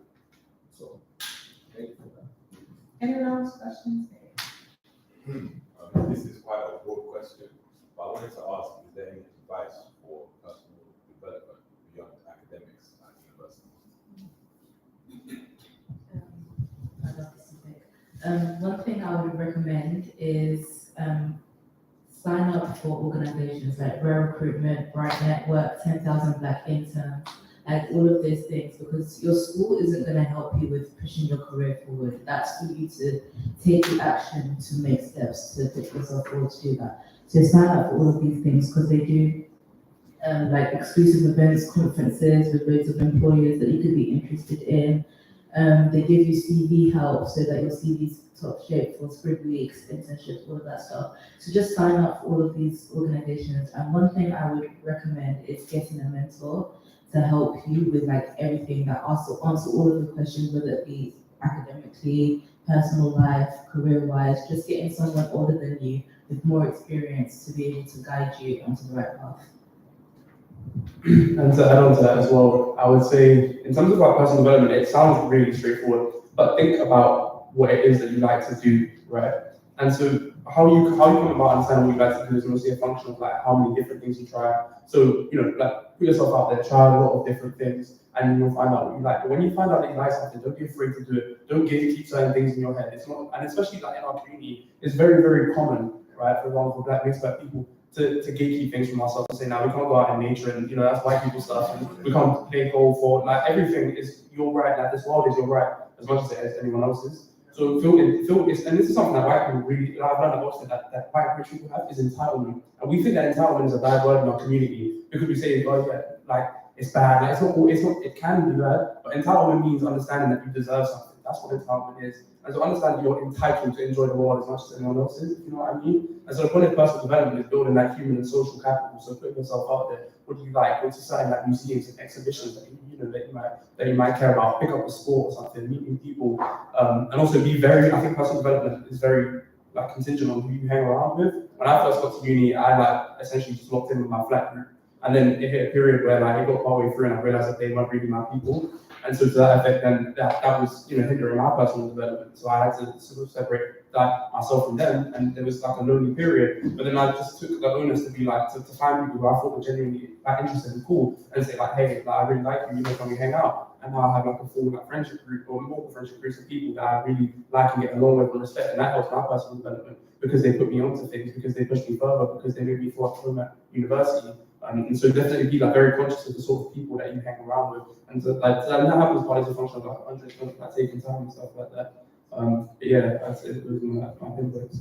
And it's going to be our last response.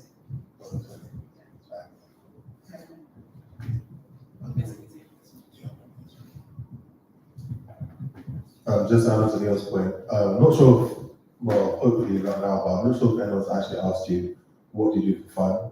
And the moment when you can't think of anything, when you're stuttering, that's when you know you're actually stuck in this work type of life. And so personal development should not be restricted, just academia and everything. But as Leon was saying, I mean, it was a long time before I even told anyone from, any black people from my university, oh yeah, I'm part of my university chamber choir, because they'd be like, what? Why are you part of a choir for? Like, why are you doing it? But the people that I met there and experiences that I had there was completely different. Something that I would never have, thought about, growing up in this urban jungle. Do you know what I mean? So it's really important to, try and find yourself. That's the whole point. I know it's a cliche, but that's what you do at university. That is your personal development. You are finding yourself. And so you may stumble along the way. But as they mentioned, the academia, but then there's also, and the academia professional, but there's also, you as a human being, what more can you bring to an office or a workspace or a space in general, other than I got a 2-2-2-1 first in my degree, I'm here to do X, Y, Z. I'm telling you, there's so much more to life, and I think it's so important to try and embrace that rather than just, be not satisfied, but people who don't really do much in life, not sure they're satisfied. But anyway, yeah, just spread your wings. If we could just have a round of applause for everyone. Time is fast spent, so that was going to be our last question. So thank you guys very much. It was very helpful. We're going to move into the session with David now, who's going to be talking about mental health at uni and managing that. So I'm going to hand over to you. Thank you.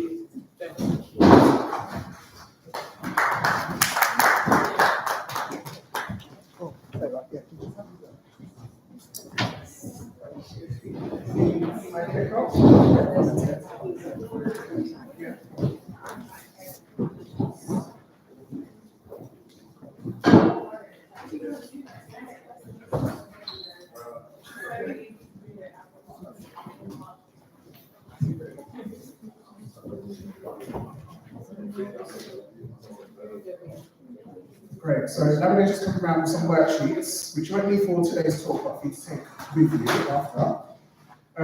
Yeah, how are we finding today, guys?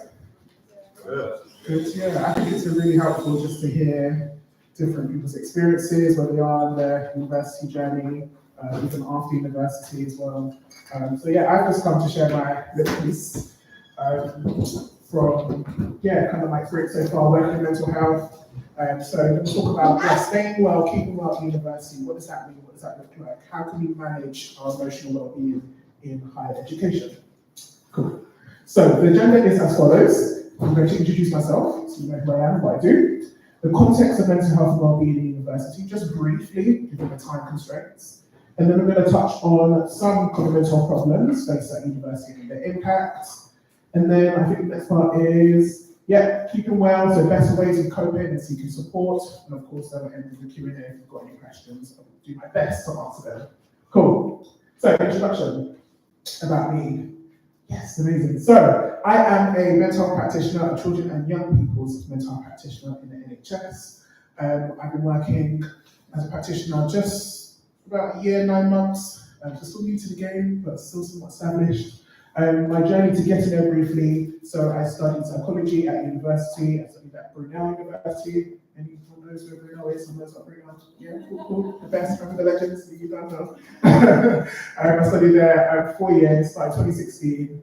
So studied psychology there 4 years. Graduated when we first had the pandemic in 2020, which was an interesting time. And during that time, I had different experiences. I had a placement year attached to my degree program, so I got to work in different areas such as school, such as research at a university as well. So towards the end of that, we can, what should I do? Where can I go? So I just stuck with what I know. I was working with children and people, so I just worked in schools for a bit. And then kind of thinking about how can I get back into the profession. I really did enjoy psychology, particularly clinical psychology. So this role came up and just said, yeah, let me go for it. So I did some training, similar to like the apprenticeship guys. So I did some training alongside my working time. So I studied at KCL and I got a postgraduate in children and young people psychological wellbeing practice. Such a mouthful. Yeah. And I'm qualified, so amazing stuff. But what do I do? What does that mean? Fancy name, but what do I do? So I work in what we call early intervention and prevention service, and that's based within a number of primary schools and secondary schools in the area. So I mainly work in the borough of Wandsworth, if you live there, go you, yeah, and my work is really kind of targeted around getting young people in at an earlier stage before things begin to escalate. So a lot of our work is based around supporting young people who are facing common mental health problems, so your anxiety, your depression, your low mood, particularly for the younger children with behavioural difficulties as well. So we see children as young as 5 to as old as 18, 19, so such a big range. And it's called, again, low intensity early intervention before things begin to worsen. Why did I get into this role? I love psychology. I like to learn about how we work, how the brain works, and I think just coupled that with my love for, to support the next gen, working with children and people, I thought, yeah, somewhat is a life fulfilled. And I guess I'm still in that journey. I'm still trying to discover what I like, what I don't like. I do have aspirations of becoming a psychologist in the future, so we'll see how that goes. And of course, and you can speak about today, like we're bigger than what we do 9 to 5, we're bigger than our university degree, like I have a life, do you know what I mean?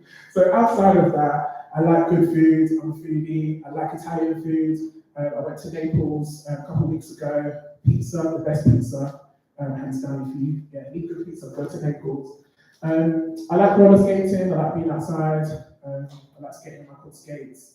It's warm, and I like art galleries, exhibitions, local theatre shows. I'm really about expanding my cultural capital. That's one thing that I've come to resolve. For my life's journey, how long I live, really invest in opening my mind to new experiences, get involved in new different things that may not be traditionally black, but really, really important that I expand in that way. So that's a bit like me. Cool, so let's talk about the context of mental health and wellbeing in university. And I've got a quiz for us to start off with. So I've got a list of different facts about student mental health and well-being, and they're listed percentages. So I want you guys to guess what those percentages could be. So the first one is around X% of mental health problems are established by age 14 and X% by age 24. What could the first listed percentage be? Shout out some answers. 20, okay, we've got 20%. 35. 60. Okay, cool. Let's see what we've got here. Answer is, okay, bring all the facts. I think I've done the wrong way around.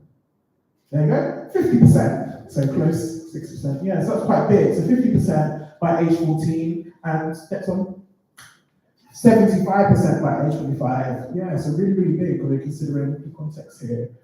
Next one, in a survey, X% of students claim that their studies and university lifestyle negatively impacts on their state of well-being. What could that percentage be? 80, 90, 70, let's see. So not quite high, 64, still significant, but not quite high for students. Cool. Next one is a 2021 survey from the ONS revealed that X% of first-year students reported depression and anxiety symptoms in England. What could that be? 35, I have an 80, 50. Okay, it's not as high. The answer is 37. Yeah, 37%. And again, this is just a survey of people who completed the survey. So it's like people that didn't complete the survey, so it could be more. X% of students surveyed were either very or quite concerned about cost of living crisis. X% said that this was having a negative impact on their well-being. What could the first one? 95. I hear that passionate 95 there. Any others? 76. 80. Okay, answer is 83. Yes, 80%. Well done, yes. I don't have any treats, but well done. 83%. And then what about the second one? What could the second one be? 50%? Okay, let's see. Close. It's 41? Yeah, 41%. Cool. Last one, you probably can't see it because of the laptop. I'll read it out. 8% of students surveyed will not know where to go to get mental health support at university if they needed it. What could that be? 75, 95, oh gosh, really high. 81. Okay, the answer isn't that high, guys. It is actually 25%. But again, this is of the research that we have, so again, that could be significantly more based on people that have been accounted for. But yeah, there is quite some good support options set up at university. We'll talk about those later on. Cool. Move on, please. So, what do those facts, before we move on to this next section, I've got some additional info to add as well. So there was a study done that found that Black students are more likely to be disproportionately affected when it comes to their well-being compared to their white counterparts. And the common concerns that was raised in the study were feeling isolated, alone, high academic pressure, and the learning environment. So key things there. So what does this tell us, considering the facts that we looked at in that quiz? So it tells us that mental health and well-being in university is a pressing problem, particularly for Black students. And it's important for aspiring Black students to be aware of the reality of the current situation landscape in higher education. Though our experiences are not monolithic, we may share common racialized challenges whilst navigating university. But also, I think there's a desperate need for us to think about what we can do to be well informed of the support around us, so we can look after ourselves and stay well and thrive.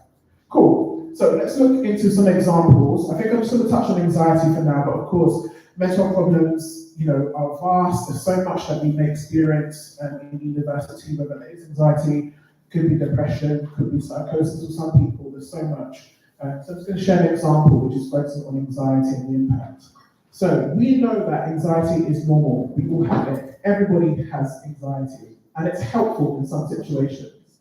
And we know you may feel anxious, for example, attending university for the first time, meeting new people. That can be an anxious situation for us. However, when we're thinking of anxiety, we're thinking about how much more of a problem it's becoming, if it's becoming long-lasting, if this anxiety is not shifting, and if it's impacting on our everyday life.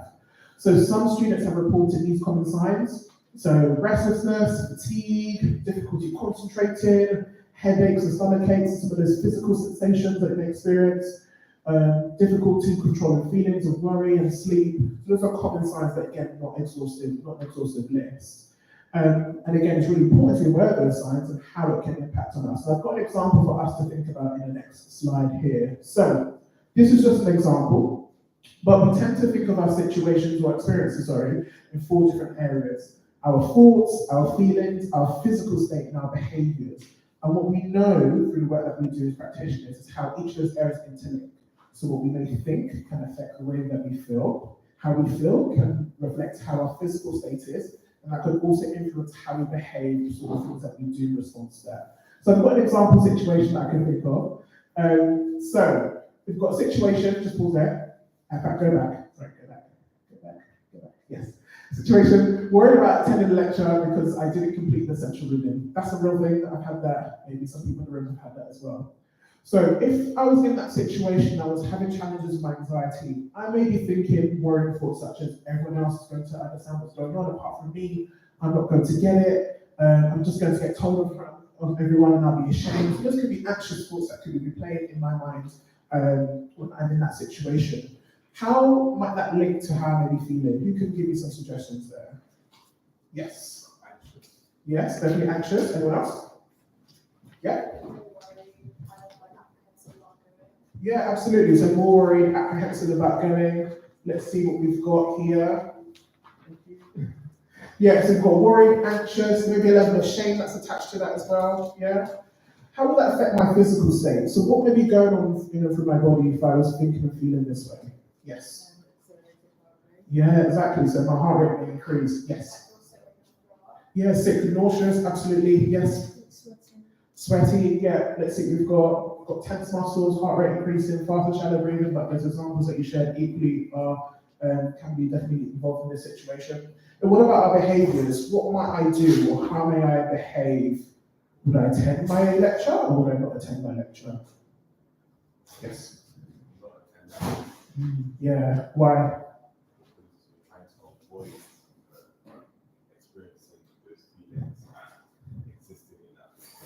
Absolutely, yeah, so there's an element of me avoiding that. Yes, you had another. Yeah, yes.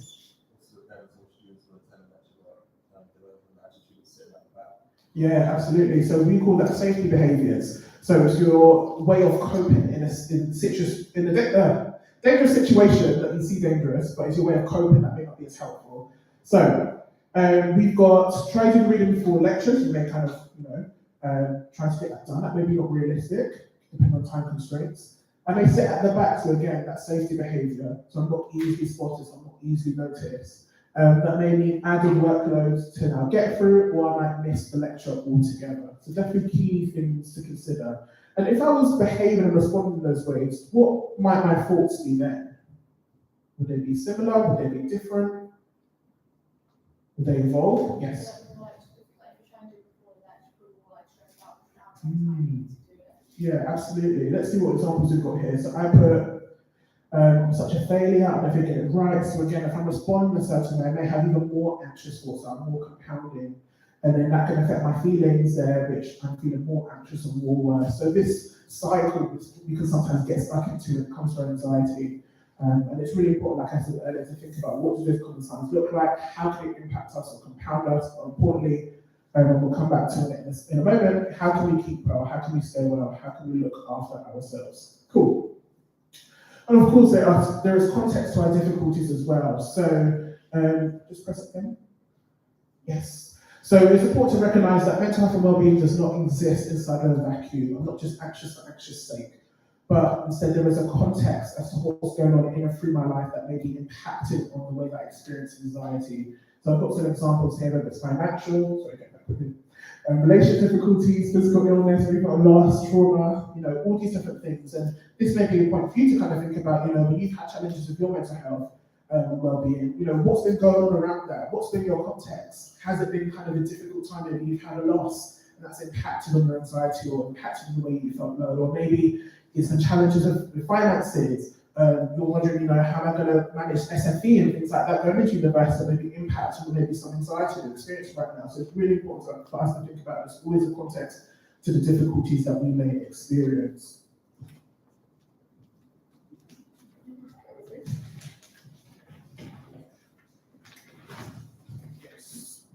And just to add to that quickly before we move on, there was a review that was done that identified additional challenges that may present in higher education for Black and ethnic minoritized students, such as societal perceptions and expectations of minoritized students, racism and stereotypes, which is very much real, and lack of diversity and cultural conflicts within academic texts and in teaching staff, and lastly, the quality of academic and social support. So again, different things to think about when it comes to mental health and well-being at university, but of course, it's not all doom and gloom. We can manage, we can thrive.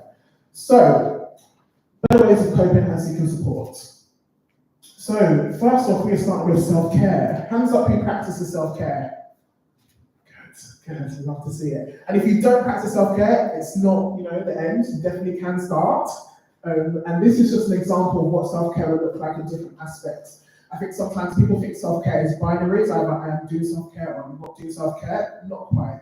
Self-care is a bit more complex than that. You can see how self-care can look like in different arenas. For example, self-care for me in a social setting may look like talking to family and friends, lunch with colleagues, arranging socials with others. Self-care in a sensory context could be dimming bright lights, calming scents, lavender things that are really helpful, soothing music. It could be spiritual. I'm Christian, so my self-care may look like going to church or hanging out with my fellow brethren in the faith, attending certain events, religious events and talks. So really having to think, I guess what could be helpful here is looking at this and doing an audit of, what does self-care currently look like for me at the moment? And if it's not where we would like it to be, what else could I be doing more of looking at this chart here? Cool, let's move on. And just to add to that, an extension of that is valued activities. And this is really important for me and the work that I do with young people that I see. But there's something about doing activities that bring or provide a sense of meaning and value. Sorry, next slide. Yeah, so doing valued activities provide a sense of meaning and whole level of importance. And on your worksheets, there is a valued activities page or worksheet that I've created for you to help you think about those activities.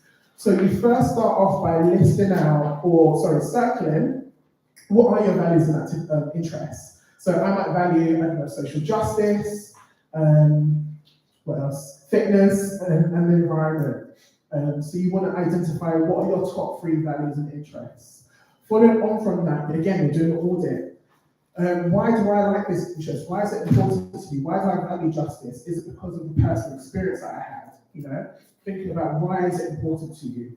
Then you are then assessing how much of my life is currently living in line with those values. So you do it from 0 to 10 to 0, not quite 10 all the way. And then once you've done that, you can then begin to plan what sort of activities could I start doing that are in line with those values and interests. But again, that's for later, but I just want to explain that exercise to you.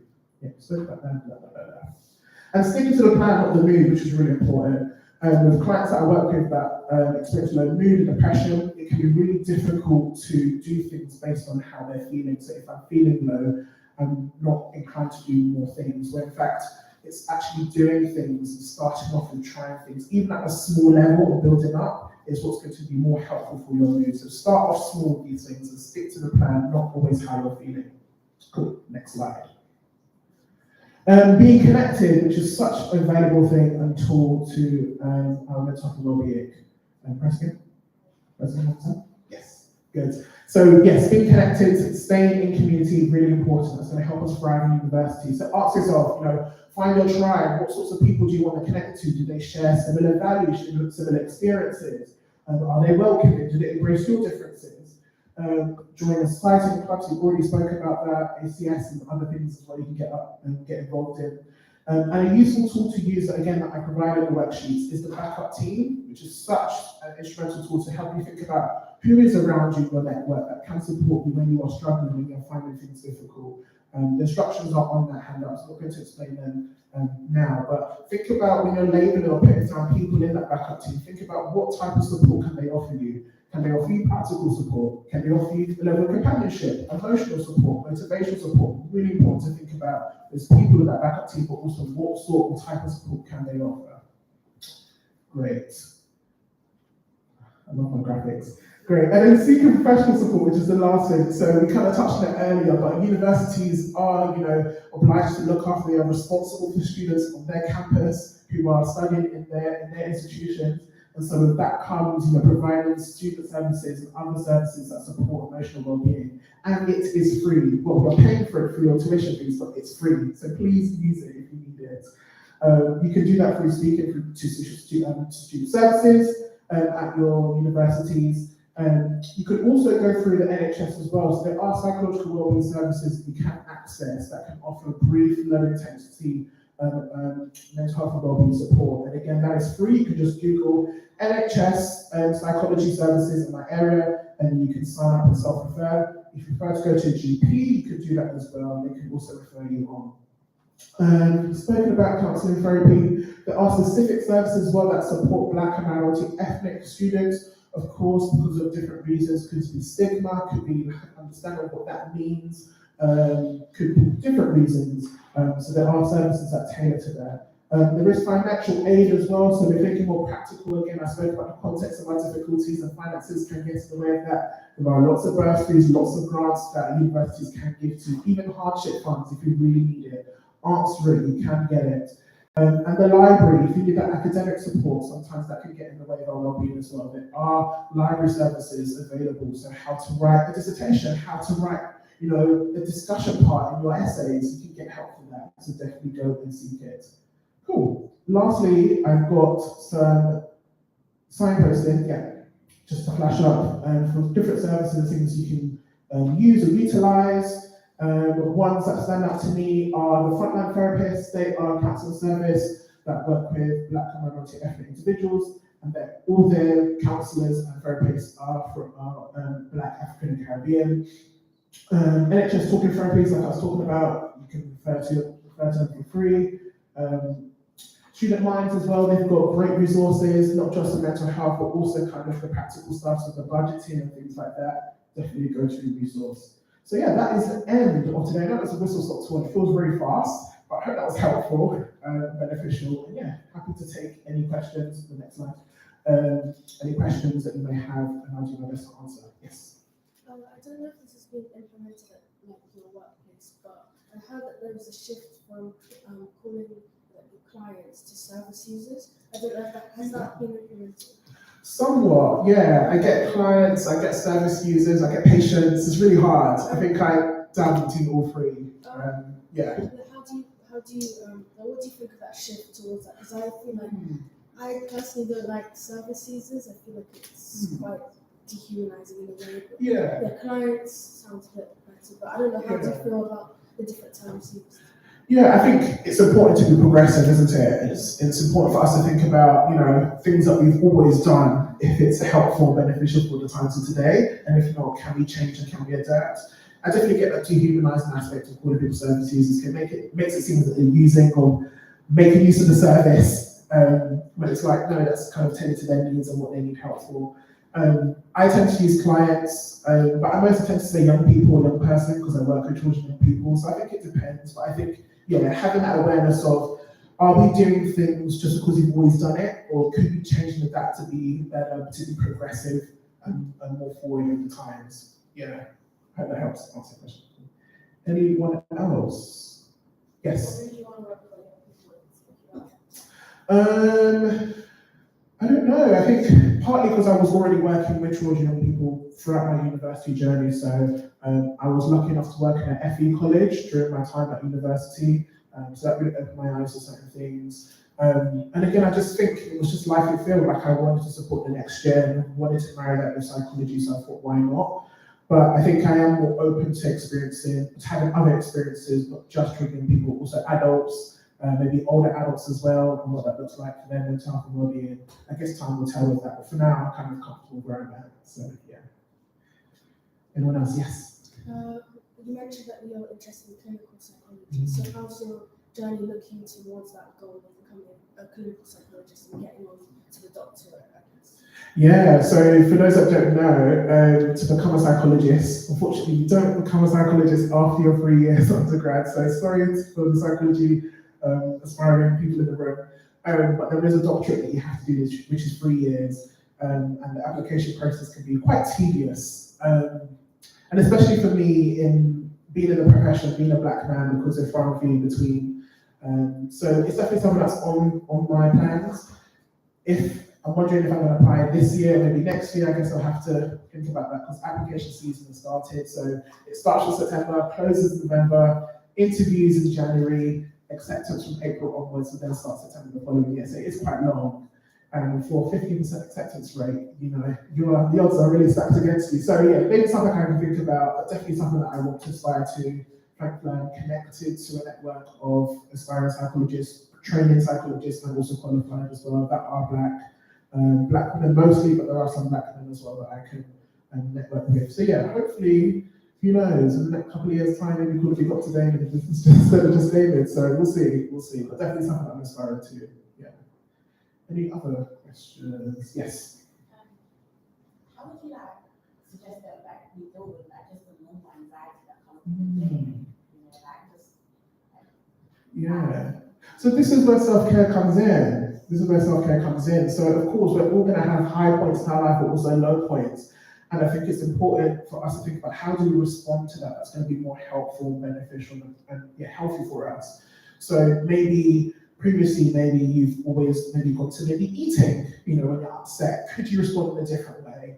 Because we're going to have those high and low points. That's just a given of life. But I think how we respond to it, the tools and the resources that we have, i.e. self-care, i.e. backup team, i.e. valued activities, will really go a long way. And of course, know when that's helpful and that's enough, but also know when you've gone past that, when you may need some additional professional support. It's not a problem to seek support from a professional.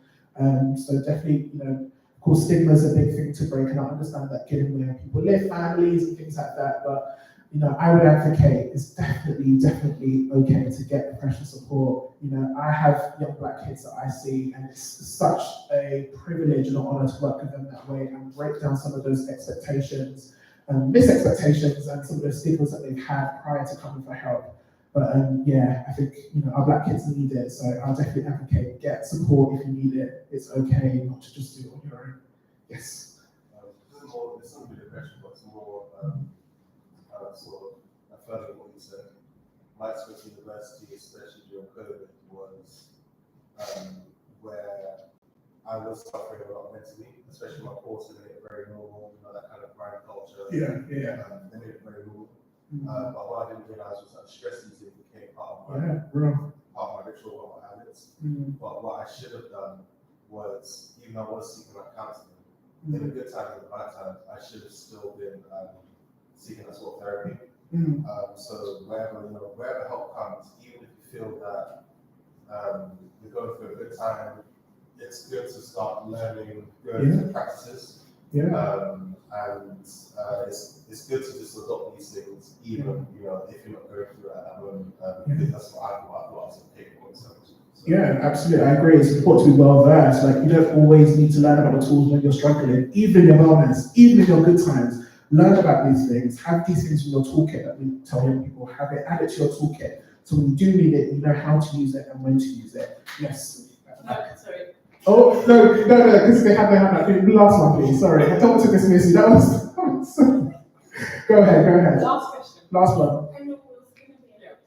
Cool. So at uni, sometimes they can be quite delayed with some of the services. Yeah. What would you suggest individuals who are at uni should do in the midpoint when you're trying to wait for professional help, but you don't know when that is going to come? Yeah, so I guess it will depend on what sort of service that you access, because there are some services that you can access much sooner or in a shorter time than others. But again, I would kind of go back to that self-care thing. The NHS has something called the 5 ways of well-being. I would definitely say explore that. So I can't remember off head, but it's staying physically active, being connected, and 3 others I can't remember. But yeah, stick to those. I think, for me, it's if you're in community, if you're doing things that are meaningful, if you're really prioritizing self-care in that meantime, in that interim, that's going to be really helpful. And then, of course, with that professional help comes, you have that help that you need. Speak to, obviously you're going to get a need at that time, so speak to whoever's at university with student services. Maybe they can run a peer support group in the meantime. I don't know. There's an event maybe that you can attend. I think it's really important just to be doing things in that interim. Helps. Cool. No worries. Thanks for having me.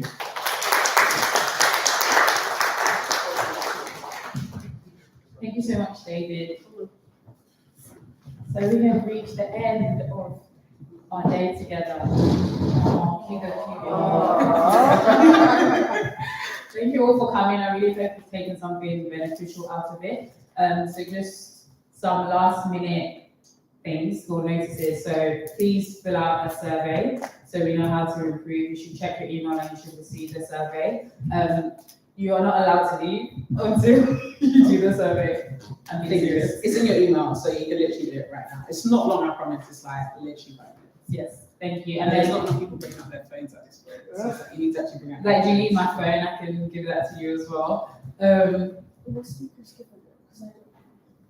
You're gonna get a separate one after. So we want to take a photo, like a group photo after. So there'll be that, and then also speak to people that you haven't spoken to. So I know like Sophia, like Kiana and Lima, you can speak to Kiana after, and like maybe Emiola, you can speak to David as well. So like mingle. You don't need to leave ASAP. You will need to leave soon, but you don't need to like leave right after. So yes, No, I think that's it from us. Thank you guys for coming. We know it's a Saturday, so you've actually taken your time out. And oh yes, we would like you to do testimonials. So if you are an attendee, can you just it's going to be a quick video and they're just going to ask how you found it. So if you can do that, that'd be great. And go to Emanuela for that as well. Thank you. Yeah. Let's finish your survey, then we'll do a group photo, and then you do the testimonials, and then you can decide what you wish to do. Thank you. We're not pressuring you, but we can see how many people have completed. Also just saying.